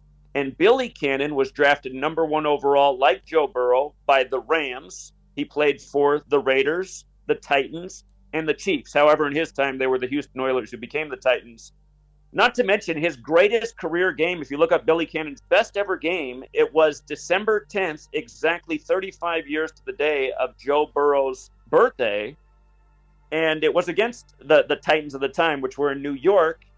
And, you know, one of the stories that broke right before Joe Burrow beat the Titans this year in the divisional round was that a former Bengal who also played at Notre Dame, like Joe Montana, who beat the Bengals 2 times, but Browner died, and his life ended in Nashville, Tennessee, and the media referred to him as a Titan right before Joe Burrow went into Nashville and defeated the Titans. And also before that game, Regina King, her son was announced suicided right before the game. Keep in mind, Regina means queen, and Cincinnati's the Queen City. But that's a coincidental story. And then the next week, before the conference championship, they announced the death of Howard Hessman right before the game. And Howard Hessman was known for the radio show where he was a disc jockey in Cincinnati. And his show ended in '82, the exact year that Joe Montana beat the Bengals in Super Bowl 16. And there's this very big connection between Joe Burrow and Joe Montana. And I mean, it's a lot to get into. But again, all along the way, if you pay attention to the numbers that are encoded in these stories, there's 54 coded into every single one. And the name Joe Montana equals 54. And Super Bowl 54 was the Joe Montana Bowl between the Chiefs and 49ers. And it was exactly 54 days after Joe Burrow's birthday, who was drafted in the NFL right after that Super Bowl. And now in his 54th NFL season, he now has the chance to mirror what Joe Montana and Joe Namath did. But again, for you to a year ago say that the Jesuits don't have anything to do with this, again, what are the and here's the other thing too.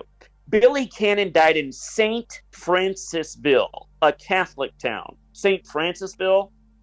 Pope Francis in Gematria equals 59. This year's Super Bowl's on the 59th day of his age. Billy Cannon equals 59, as does LSU Tigers, and he won the Heisman in 59.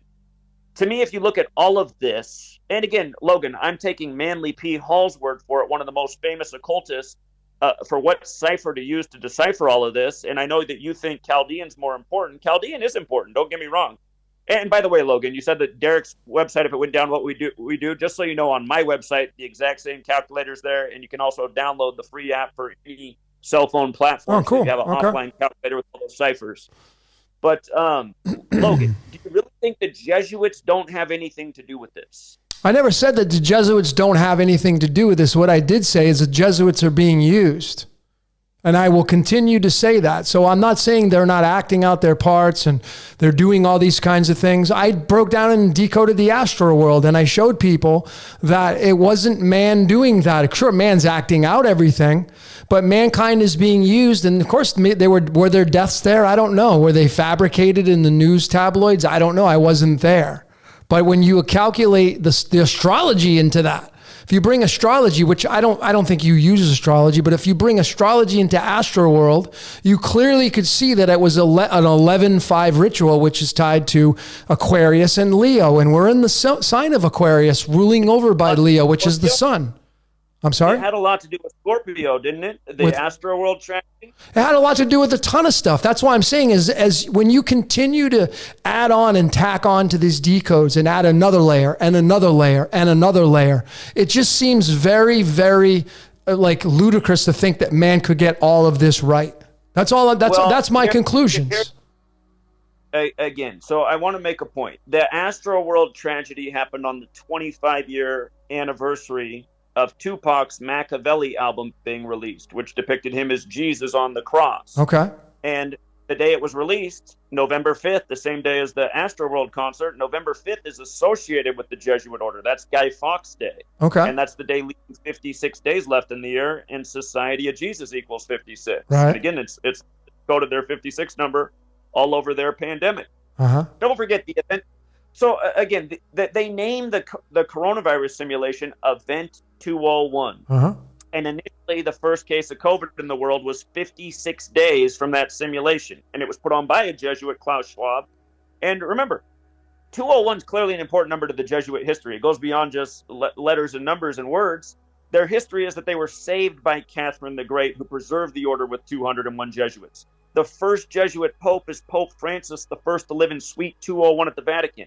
His name is Pope Francis. The Jesuits are from Paris, France. Mm-hmm. The last French pope was the 201st pope. In Gematria, his name, Ore Mario Bergoglio, was 201, as is the founder of the Jesuits, Ignatius of Loyola, 201, as is the Jesuit Order 201. We're living in the first ever Ignatian year, which began on May 20th, the day in history that Ignatius of Loyola was shot with a cannonball, the same day Billy Cannon died, the same day Family Guy put out their joke cartoon about Dick Cheney shooting Antonin Scalia in the face with a gun. And when Ignatius of Loyola was shot by a cannonball, for people who don't know, he wasn't actually shot by a cannonball. He was shot by a double-loaded musket, which is terminology for a cannonball. But from that cartoon's release to his death, it's all perfectly synced ritual that was encoded into the cartoon. And for all of these things to trace back to a Jesuit date of great significance, doesn't that scream that the Jesuits are behind the planning of these rituals? Like I said, I'm not denying the fact that these people act out certain things in this reality, but I will just completely and quietly go back to my original thought process and what my research is leading me to, Zach, and that is mankind is being used. So you can pinpoint it on anybody you want. You can say it's this society and that, and you know as well as I do, man, you can match any word to any number. And it's not just the 56. I mean, there's a lot of other numbers. I mean, what about the 33? What can we say about the 33? What does the 33 really mean esoterically? Well, it can be linked to so many things. The G in the Masonic compass is the capital G in the Francis Bacon cipher, which pretty much nobody talks about. And that's the 33. Chapter on my first book, Letters and Numbers, the G spot. Perfect. Yeah, the G spot. But it's not just the 33. It's also linked to the number 7 because G is the 7th letter. Where do we go from there? Where's the 7 linked to the 33? How do you tie the two together? What is the number 33? What does it really mean? You know, what does the number 47 really mean? You got it on a license plate in back of you in your chair. I see it there sometimes when I tune in. I watch some of your stuff. I'm not subscribed to any of your stuff, but when I do tune in, I pay attention. I listen. You're great at what you do, my friend. I give you all credit in the world. You just rambled off some stuff that was like, you got to obviously been doing this a long time. But again, the difference between you and I is that you will conclude that the Jesuits are behind that kind of stuff, but they're being used to operate the machinations of this world. They're doing their job essentially. Okay, let's try it this way. I need to understand. So are you essentially saying that if the Jesuits weren't doing this greater force in this world would be controlling some other man or group of men to essentially achieve the same thing that's happening correct right now? That's correct. Okay, I'm not opposed to that theory because it's evil what they're doing. And again, the Jesuits, another big number with them, 72. There's the 72 demons of the Goetia, and there's the 72 names of God in Kabbalah. So, okay. Should we still not work as human beings who are aware of this to expose this knowledge and who is truly behind the agenda right now? Because it is the Jesuits. You're doing it. And it's so obvious. You're doing your job, Zach. So yeah, of course you should continue to do it. If you feel in your gut, if you feel in your heart that this is the right path for you, then by all means, don't let me stop you. Logan, whose calendar are we on right now? Many calendars. Depends on what nation you live in, what ethnic background. That the majority of the world is using. Gregorian. And who is that credited to? It's all tied to the Catholic Church. From the 16th century, just like the Jesuits. And when was English standardized as a 26-letter alphabet? Probably right around the same time. It was in the 16th century. And what's the oldest known script of English? Who's that credited to?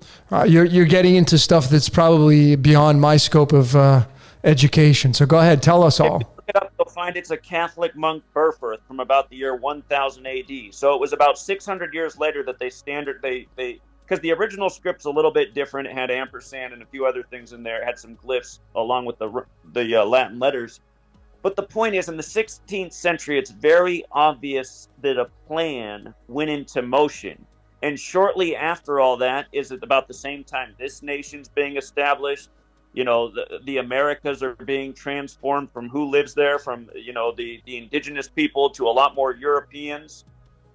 Again, it's obvious that a major plan went into motion. Of course, there's always plans going on. I showed in my Corona Decoded that the simulation in December of 2019 or 2018, from that day until the first COVID case in the state of Washington where you're at, was 94 days. 94 is linked to the element. This is where the periodic table comes in. 94 is plutonium. What is plutonium? It's Shiva, the destroyer. And I had postulated perhaps the simulation that they just did in Jerusalem may end up becoming into effect this coming year, which is going to link to plutonium. So you can link it to the Jesuits, of course, but I can link it to plutonium. And now we have something else that's linked beyond the Jesuits. And so how are you to describe that? How are you to describe that if I go into a different layer? Okay. So the plutonium connection, you know what? Please go on. Before I say any more, just can you explain more to me how the plutonium thing is relevant to COVID? Because I have a lot to say about 94, but I want to hear what your point first. Well, of course. Plutonium is linked to, we get into the Hinduism and Shiva the Destroyer. And Shiva the Destroyer, its job as a deity is to wipe the board clean. And you're going to get into right now, we're in 2022 minus 1776. The birth of this nation is 245 years, and plutonium has an atomic weight of 245. And what's coming around in just a little bit? Pluto's return for the United States of America. So what is that telling us? Astrology now has its say and its hand in all of this, which is beyond the scope of man. Man didn't create the planets. You can see them with a telescope. So now you have astrology that you add into this, which I know you don't really use I don't think you do. But when you add astrology into this, then you go into another branch of the metaphysics. Well, for the record, I've always talked about astrology. I don't know as well as gematria. I've always talked about the periodic table too. I mean, those are things I've educated about from the beginning. Awesome. But here's the thing about 94. 94. Bill Gates is clearly a big face in what's going on with COVID. Now, on his 94th day of his age, he declared a decade of vaccines, and he did it in Davos, Switzerland. And in gematria, Davos, Switzerland equals 94, like Seattle, Washington does. And by the way, the Seattle Seahawks won the Super Bowl in the 94th NFL season. That was also Super Bowl 48, and Seahawks is 48. Russell Wilson's grandpa died at age 94 shortly after. But 94 was a big year for Bill Gates. He was married on January 1st, 94. His mother died that year in 94. Yep. It was the year he became a celebrity. Who was more famous in Seattle at the start of 94 than Bill Gates was Kurt Cobain, who died 94 days after Bill and Melinda Gates' birthday. And again, Melinda Gates comes from a family of Jesuits and has the same birthday as the Jesuits, August 15th. Yeah, 94 means death, bro. Whenever you see 94, it's tied to Shiva, plutonium, and the Trinity test in the desert. You know, it's tied to plutonium. So plutonium is a big deal. So that's why I'm saying is you can link it to the 56 and these big numbers that lead to Jesuit numbers that you're finding, but then you can link them to 94 and plutonium and the element plutonium and the number 244 and 245, and then you go off on that branch, and now they would have to get that right. So it's mankind trying to get all these layers right and sync up. And it's like, when would you ever get anything done trying to plan and construct these kind of things that are going on? Like, I got to go in this town. I got to put it in the news tabloids. I got to make sure they get it right and the mainstream gets it right. And there's just too many moving parts, in my opinion, for mankind to be coding this at this level. Sure, you can become conscious of the code, but at that, when do you draw the line? When you write out coronavirus pandemic, it equals 94. When you write out Roman Catholic Church, it equals 94. There you go. So there you go, man. So you have... Through this understanding, we can point to who is behind the agenda, because it's not just the numbers. Sure. It's going, okay, the language and the calendar are clearly synced up. Well, that could only point back to Rome. Here, the agents who are doing this are all connected to the Jesuit fraternity that serves the Roman Catholic Church.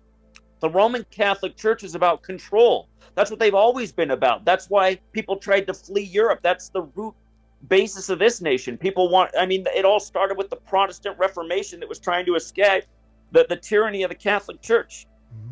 They had to suppress the Jesuits because the Jesuits were having too much influence in politics and policies. You see that all the exact same things are happening today that have a historical precedent. Mm-hmm. So, yeah, but I'm finding. If we're trying to solve who's behind the pandemic, I'm saying, look, it's obvious that it's the Jesuits. What are you trying to say? That it's the periodic table? I mean,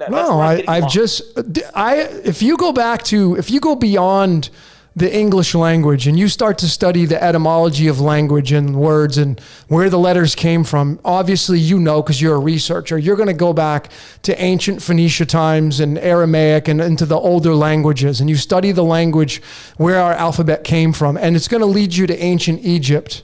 Well, my research, Zach, has the same outcomes of the patterns that you're finding with your 56 and 94 and the connections. They're all linking to the hieroglyphs and ancient Egypt and the pyramids and sacred geometry. So what does that tell you?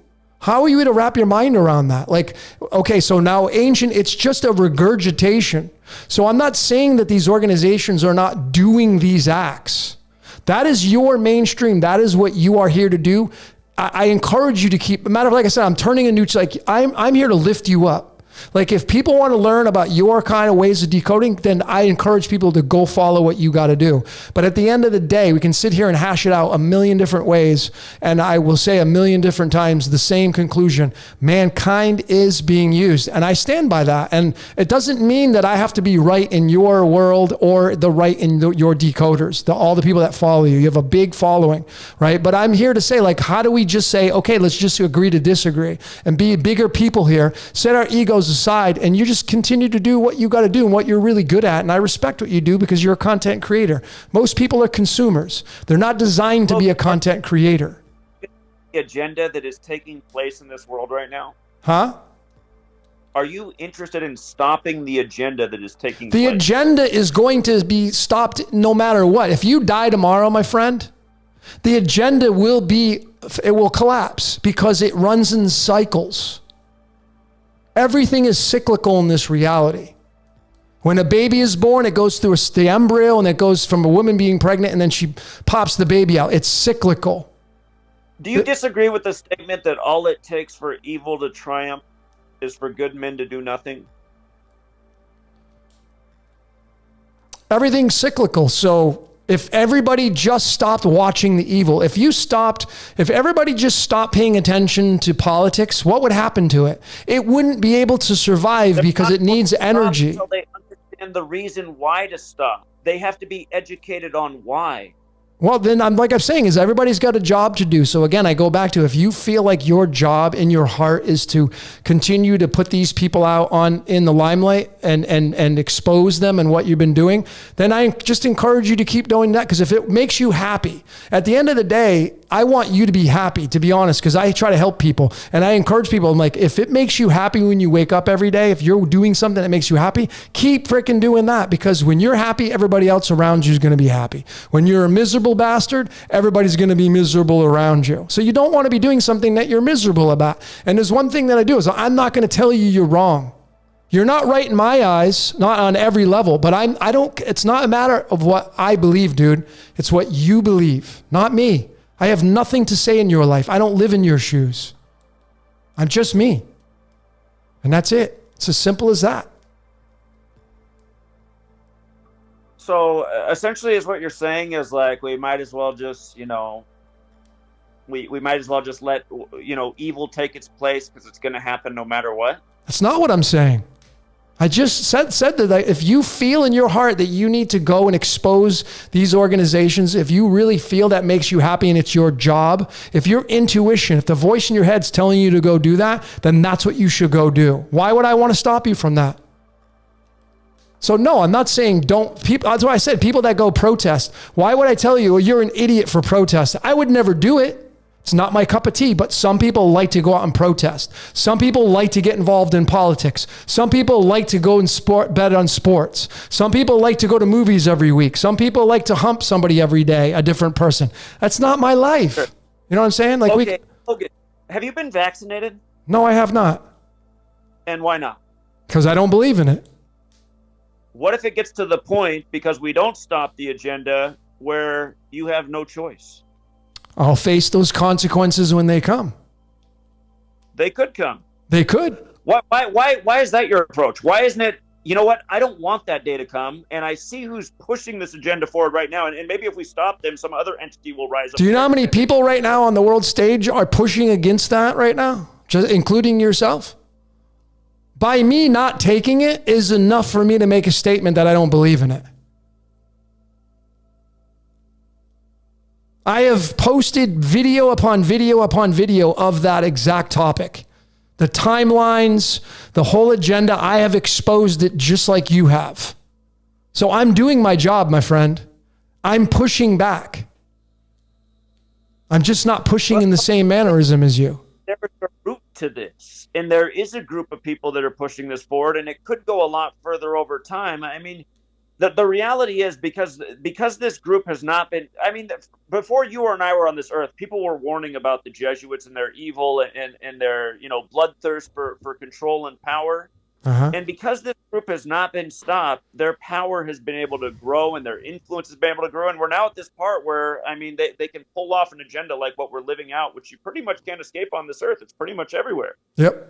And for right now, you and I are able to avoid getting a vaccine, and hopefully it stays that way. But these people are going to push this agenda further and further, and it might come to a little break here in the year of the tiger. But at some point in the not too distant future, like how they have their little SPARS simulation for 2025, they intend to go further with this. And if they're not stopped, we probably will face the day that we don't have to right now, unless they are exposed and stopped. Mm-hmm. And see. Something I don't understand that you say at the beginning of your things is, these are my truths. Mm-hmm. I understand my opinions, but there's no such thing as my truths, Logan. I think you know that. There's no personal truths. There's the truth. And the truth is the truth, whether people believe it or not. And it's not that anyone can know what's all true, but there's no such thing as my truths. You say that. In my world, there is, but again, it's just, are you just saying that to be right? Are you just stating your opinion? Because it's just going to come down to an opinion. Of course it's your opinion. Of course it's your opinion. What are you talking about? Okay, there's not universal laws that are absolute. If you say so. If you say so. I don't think you can really fathom how the machinations of this reality works yet. That's why I'm letting you talk. Obviously you've been doing the majority of talking, but go ahead. What is it for you that's not a truth for everybody else in this earth? What's what? What is a personal truth for Logan that's not true for anyone else in this earth? I'm Logan and I'm 49 years old and I'm going to quit and I have all these machinations around me and I could go into great detail about my code and my life and my numbers and my life path and my astrology and my planetary positions. And I'm a snowflake. I'm a snowflake, bro. We all have our own qualities. Huh? We all have our own qualities. But Right. I mean, there's fundamental truths that are true for all of us. If you and I don't drink anything for a month, we're both going to die. I mean, that's a commonality between the two of us. Right. That's a truth. I think you're confusing certain things, Logan. I mean, you consider yourself a philosopher. Later, I'd like you to think about if there's such a thing as a personal truth, or if truth is something that's universal for all of us. Well, it's very possible that we're creating our own fractals, Zach. And, I mean, there is that power of intention that a lot of people believe in. And do you have to adopt that as your belief in order for it to start working in your life? I don't know. But if you study personal development, a lot of entrepreneurs are going to tell you that you need to start talking in a certain neurolinguistics, and you need to do this and you need to do that. And maybe that's just influencing you to do that. And maybe the little voice in your head's urging you to go do that. And that's why you're there at that seat, at that seminar. And once you start following those people, you start behaving in those mannerisms because you adopted those beliefs that they're telling you to believe in. So if everybody believed in everything that you're putting out on the world stage, what do you think is going to happen to this world? I don't know, because not everybody's ever going to believe in everything that you say. But you see, there's always going to be fractals. I don't want people to believe in what I'm saying. I never use that word. Well, whatever word you want to use, I'm just using things that people can relate to. We can break it down and dissect it any way we want. But in the end, Zach, there's going to be somebody that is farther in the trenches than you are, and they're going to say that you're crazy for using this stupid gematria stuff. And you see it all the time. You see people bashing your work and saying you're dumb and you're a shill and you're stupid and that gematria stuff is nonsense, hocus pocus. Based in ignorance. I mean, right, I know, but their truth is their truth in their life. They believe that you're hocus pocus, and they're right. Exactly. My point is that they think they're right, and you think you're right. And who's right? Well, if you understand the machinations of this world, both of you are right. And see, if you just get along with that and be like, okay, you just do you. I don't care what you think. See, if you give that person energy, they've won. So if you can just be an observer and be like, okay, I'll just Zach and Zoo Zach. Doesn't affect my life. If you want to go do your job, great. Like I said, I encourage you. Matter of fact, from this point forward, like I said, I'm turning a new leaf, man. I have a new solar return. I have a different outlook on life. I'll be promoting you more and more. Like, hey, go follow Zach's channel. I have no bad blood, no ill will towards you, dude. You're a content creator. I respect you. I leave it at that. But at the very end of the day, you're asking me questions. I've answered them very, very crystal clear, and we still can't come to a resolution on what we want to believe. I just think we just need to agree to disagree. You continue to do what you want to do. I'd love to be able to, throw things off of you. And you can see it because I'm saying, what is the 94? Did you know it was linked to plutonium? Did you know the United States is coming up on a Pluto return and plutonium? Why is it tied to the nuclear test? What does the nuclear mean? Nuclear, new board. What does all that kind of stuff mean? When you start to incorporate these layers into everything that you've done and incorporated, which is why many people are like, why can't you guys come together? And yeah, if we join together, my God, it would just explode, right? But I don't, like I said, at the end of the day, are you willing to just let go of the division? I do, Logan, I agree. And that's right. We need to work together.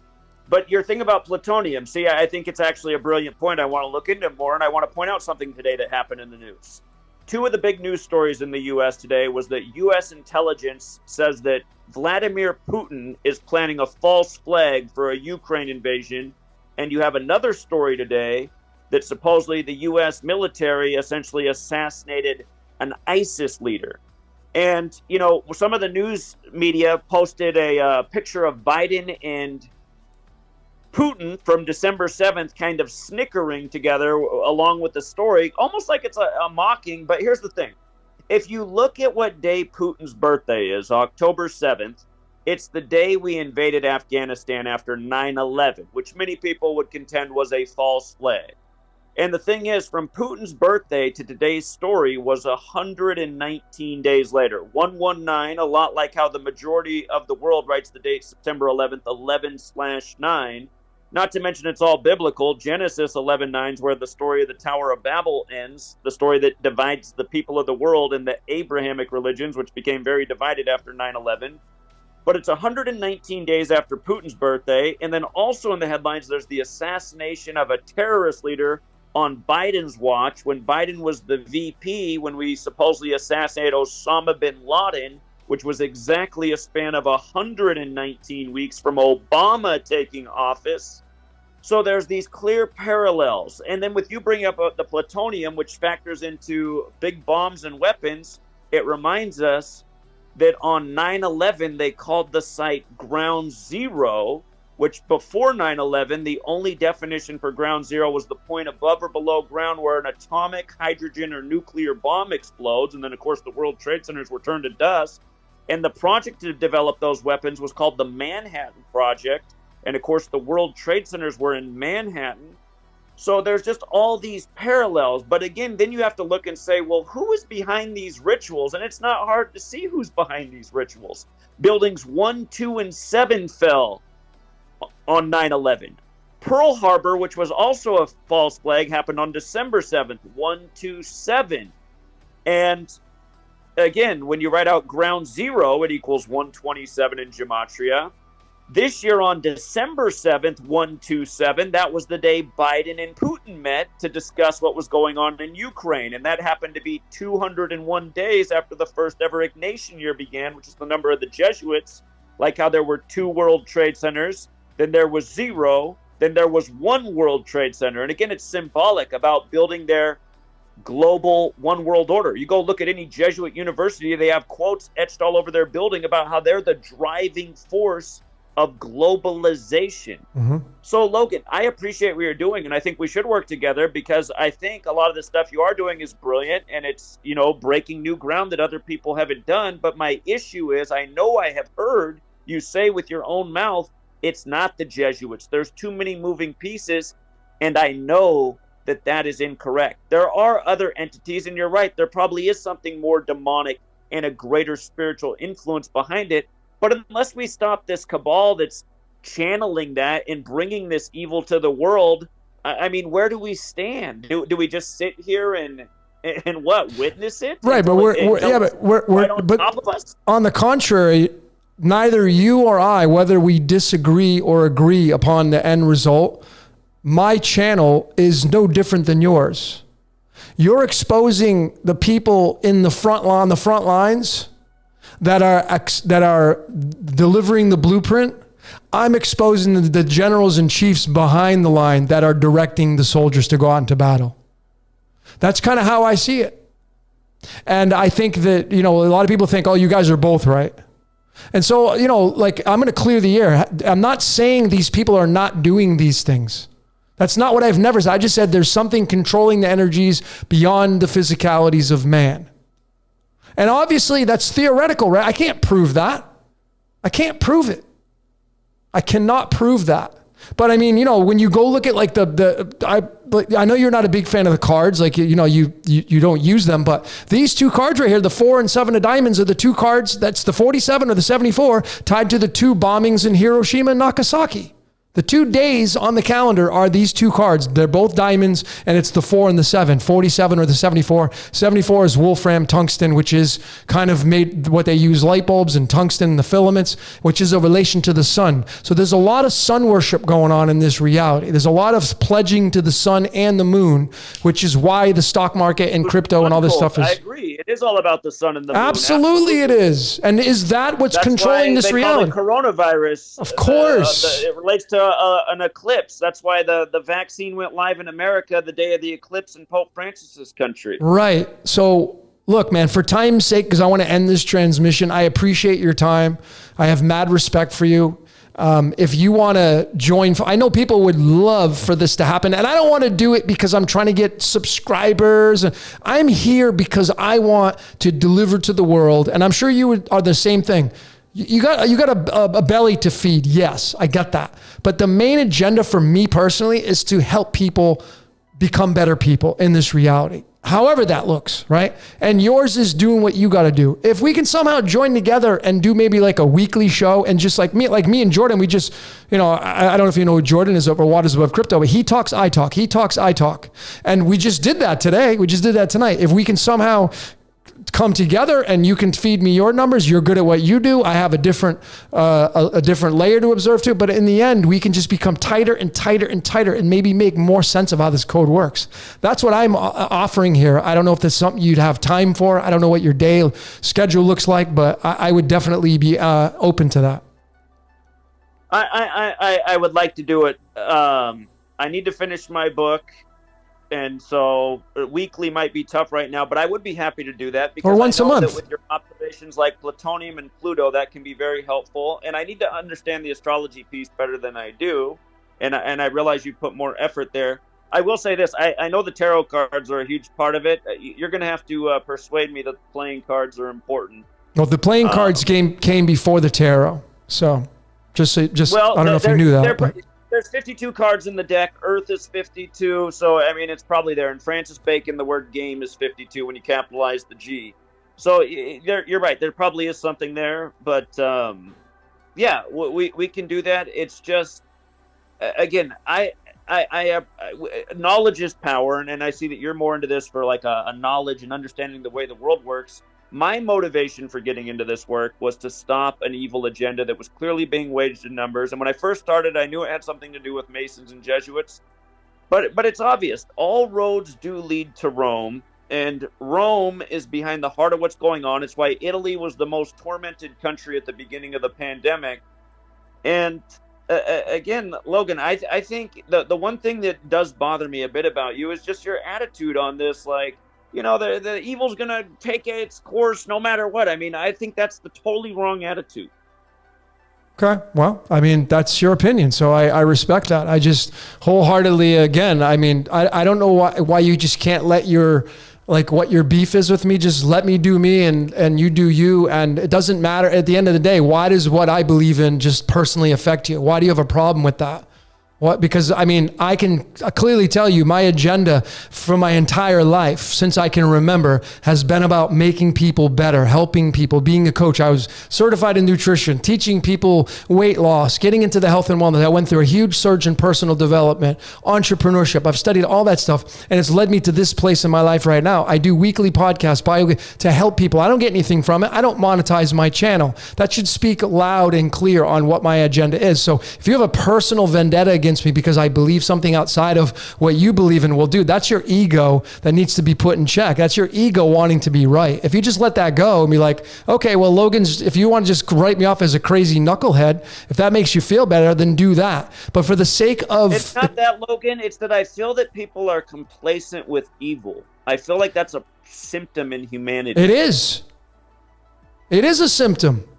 But I'm not certainly sitting on the sidelines, bro. I got 250 videos showing people how the machinations of this world works. And I tell people and encourage them, it's up to what you want to believe. If I spark a flame in somebody for them to go out there and fight the good fight, then I've done my job. And I know I have, because I get a lot of testimonials from people giving me credit, like, hey man, I'm a better person. That makes the world a better place. If everybody raised their frequency, it would just snuff out the bad stuff. That's how magic works.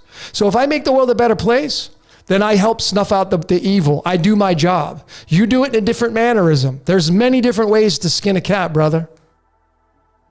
Okay. But Logan, okay. Can I call you? When's the best time to? Okay, here, if we're gonna do this weekly show, we don't have to do weekly. We can probably better do like bi-weekly, because that's plenty of bi-weekly.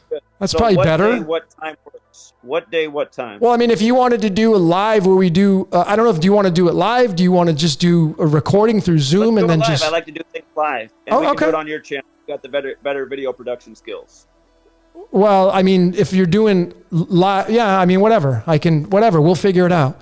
Let's chat about this maybe on Monday, because I'm inundated a little bit, and this was a very random last minute decision to come on here and do this. So I have your number, so I'll contact you probably maybe on Sunday or Monday, and we can attempt to come together in a week or something like that. Fair enough. Okay, and I think maybe also what the goal should be is to create something like the Decoders Roundtable, and then it would be just more than you and I. We'd get other voices in the community. I have great ideas for that, and so with your help and your decoders and kind of coming together, splitting it and cutting out all the division, I think that's a great idea. So, okay, my goal will be to persuade you to help fight evil. I'm already doing it, dude, just not in the way you do it. We have to agree what the source of the evil is. So. All right. Well, we can. Okay, Logan. Well, I appreciate it. Is today your birthday? Tomorrow. That's funny because the first time I ever tuned into you, it was your birthday. So tomorrow's your birthday. Yeah, well, that's right. That's right. It was. I was in San Miguel at the time, Central Mexico. That's right. I don't remember what number it was, but that's right. I remember it was on my birthday. So yeah. So here we are again. Another almost literally the same exact day, and here you are. Interesting. Well, happy early birthday. Thank you, brother. I appreciate it, man. All right, man. All right. Thanks for calling in, man. I appreciate you. Yep. See you. All right. See you. All right, there. So there you go, folks. So if you guys were here throughout the whole thing, if you had your popcorn, there you have it, man. So if you want to talk about love triumphing over evil, that was a prime example. That was a prime example of two people coming together besides their differences in opinions. And I know there's more to hash on that, but besides the egos clashing, there's two guys just wanting to make the world a better place. That's what this whole thing, that's what the whole conversation was about. I mean, he talked, I talked, he talked, I talked. But at the end, I know, at the end of the day, it's like I said, I'm going to believe what I'm going to believe. He's going to believe what he's going to believe. But if we come together and bring these communities together, it could really, this could be the tip of the iceberg to push the love throughout the world and snuff out the darker side, the Team Darth Vader, which exists. So, anyways. All right, folks. I don't know how long let's see how long I've been going here. I don't even know. I can't even pull it up. But there you go. I'm pretty excited. It takes a lot for me to get excited in this world these days, because once you see the layers of decoding that I go through, and you sit in front of a computer. I mean, this computer it's duality and everything. I love the computer. I love the technology, but sitting in front of a computer screen this long, sitting on my ass with my blood circulation being cut off, not healthy. Sitting in front of a computer, EMFs are coming at me and just disintegrating my body. So it's like the nemesis is sitting right here in front of my body, and it's giving me all this information, but the payoff is I'm gonna take some time off your life. That's how life is. Time decays. So this great technology, the price you pay for knowledge is with your life. Because the EMFs that are coming through this screen, I got two computers going on here. EMFs. I mean, yeah, I got my orgonite here. Who knows if that even works? My crystals. But as I'm learning this information, as I'm sitting in front of a computer for 8 hours a day consistently for years, my health has been impacted. That's the price I've paid to get this knowledge. You want the knowledge? You're going to pay the price. Yeah. Anyways.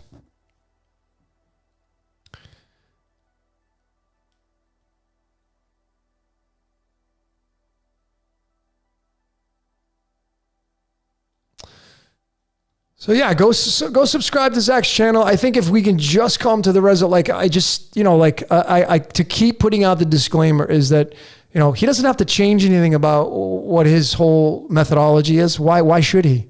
Doesn't have to appease anybody. He's not here to please you. He has a job to do, his response. I know what his job and responsibility is. I see it. You guys are seeing it. You guys and gals, you great decoders are seeing his responsibility, his job. And then you're seeing mine. And we both impact. We're both influencers because we're both content creators. Jordan, Waters Above Crypto, he's an influencer. Nigel and Harry over at Devil's Playground, influencers.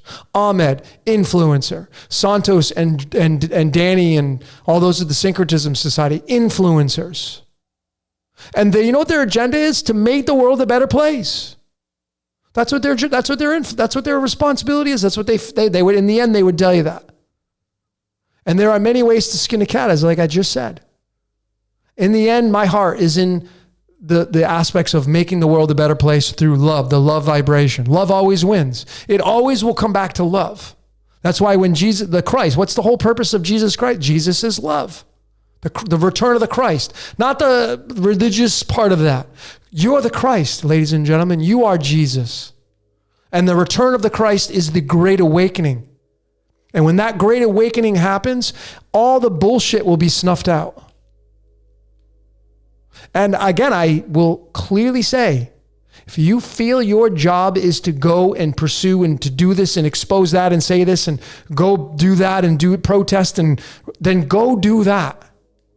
Please don't let anybody influence you or stop you from doing what you got to do. I've said this in many of my podcasts. If someone wants to go get that thing, why would you want to try to stop them? I mean, yeah, if it's somebody you loved, maybe it's a different story. But at the same time, man, everybody's on their own journey. And if you just pay attention to your journey and raise yourself up, everybody around you will either leave because your vibrational frequency goes up too high, or they will raise up with you and you will influence them to come up to a layer of love. That's why, I mean, love equals 21. 21's tied to Saturn, 21's tied to Zeus. There's so many words that link to the number 21, but 21's tied to currency. And it's all about currency down here. You either work for Team Darth Vader or you work for Team Yoda. I've said this so many times. I know who I work for.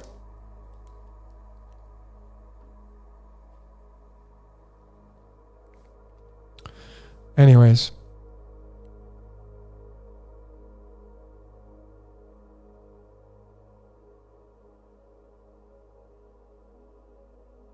I'm going through your comments. I was let's talk. This was a great night. I think a great win for the decoding world. And I have some ideas that I've been wanting to put out onto the world stage. And what he just mentioned before the end of that call, I think that may be the very fit of what this idea is that I've had. And I really think this could be it for what I've been wanting to do for quite some time. So, I mean, just when you think it's like, you know, this turning point, as I mentioned, like, you know, I believe I think we're being used, and it's like, who's to say that he doesn't come on here? He calls in. Why did I do this show tonight? Why did I put that video out a couple of days ago? Why did he come out and put his video out? And then why did he call in? Why do we have this? It was a pretty cordial conversation, a pretty loving conversation. If you ask me, we split our differences. It was a win when it comes to winning and losing. Why did that happen right now, at this very moment in time, on February 3rd, the 34th day of the year? Wow. I'll let you guys be the judge of all that stuff. So, all right, ladies and gentlemen, I think I'm going to leave it off on that. It was really good to end this. And I appreciate each and every one of you for showing up. A lot of new names in here. Much love to all of you. But I think this is a huge win. This whole entire thing. This whole entire process. And I appreciate each and every one of you. Yeah, let's do that. Before I go, let's do a collective card pull. Let's just see. I'm just curious because the energy is pretty damn thick right now. And I mean, I just, in the middle of the deck here is the two of Wands, which is very, very fitting. I just pulled this in the middle of the deck. There it is. The Two of Wands, which is this card right here, is the card of launching. Well, actually, this is the card of deciding which way to go. Obviously, the card speaks for itself, standing in between two pillars, two of the wands, and you got the world in the palm of your hands.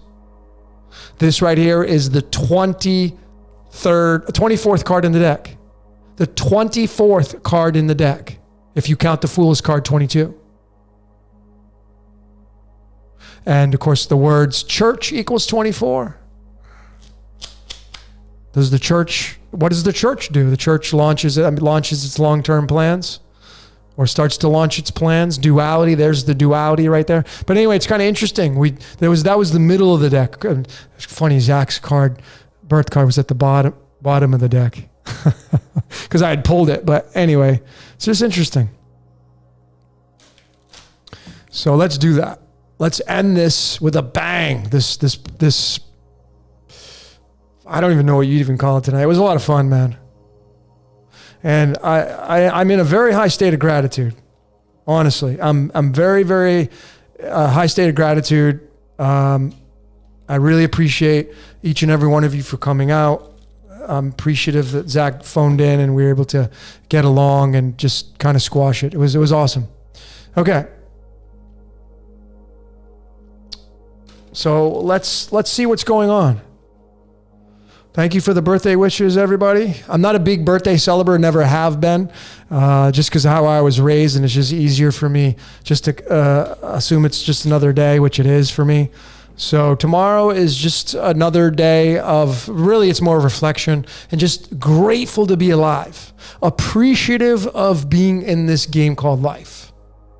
That's where I stand. So let's see what we can, besides that card. We get the strength card at the bottom. Besides that, let's just see what all of you great decoders, and maybe all of you can stand in this unity of love and realize that with all our differences, we can still come together and just rise up and just push.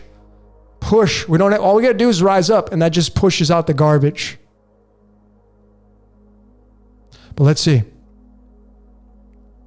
Let's just do one more shuffle. There it was. And let's just see what all of you are thinking right now. What does the tarot want to tell us? Well, we got very interesting. At the bottom of the deck, we got the King of Cups, the King of Love. At the very bottom of the deck, card number 50, which is the merger of worlds, which is love. That was at the bottom of the deck. Let's see what we got in the middle of the deck. In the middle of the deck, we got the Six of Cups. What is this card?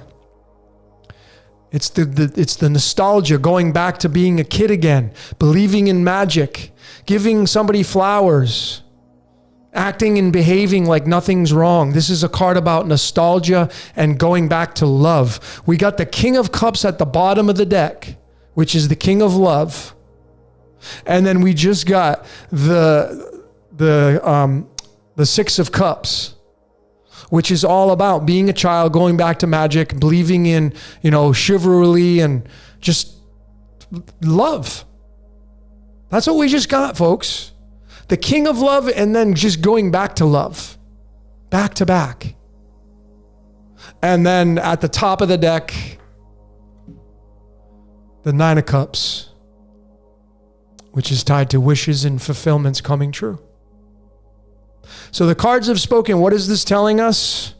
We must live through love, raise up our frequency, come to terms with one another, and let our differences aside. And really, it's the intention behind those of us that work for Team Love is we just need to increase the love in the world. And go back to nostalgia. When you go back thinking about when you were a child, what was life like back then? When you didn't know what this crazy loony bin was all about. And then at the very end of the deck was the Nine of Cups, which is a card of wishes and dreams being fulfilled.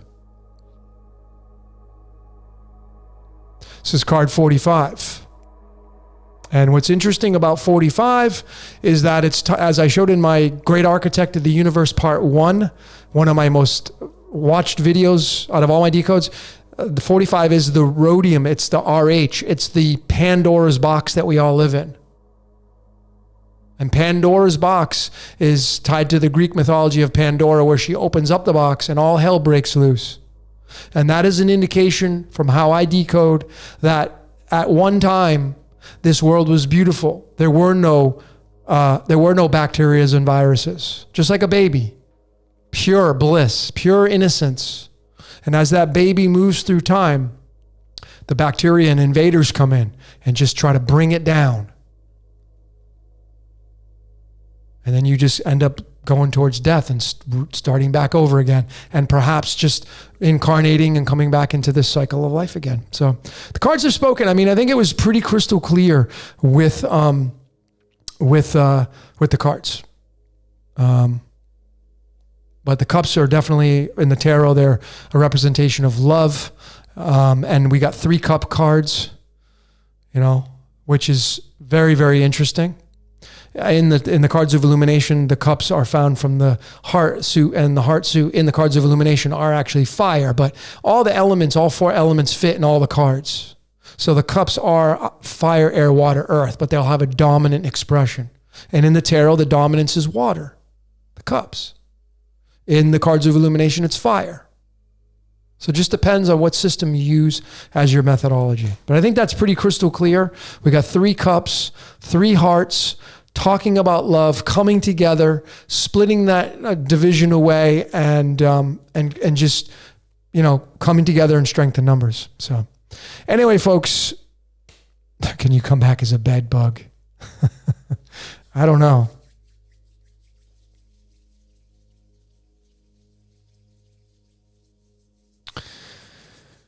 All right. So I know I didn't get to a lot of your comments, but I appreciate all your comments. And, the card spoke on behalf of all of us coming together collectively, because we're all here in this chat box, this chat room here. I'm just going through your comments one last time.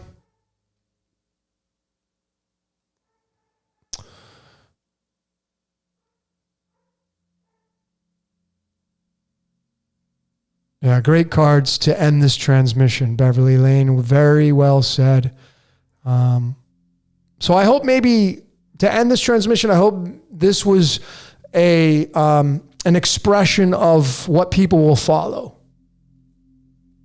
How 2 people can kind of squash a little bit of any animosity and to come together and raise up and love wins. And ultimately, that's really what we're all about, right? So anyway, folks, as I say, that's all I got for today. My name is Logan for Let's Talk Decoding. This is kind of a new platform. Let's end this great podcast with, what am I going to end it with?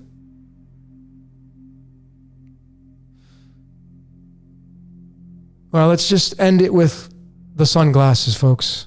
Let's end it with the sunglasses. I'm going to say a grand ending to all this. Thank you all for your great inputs. I'm going to go through some of the comments.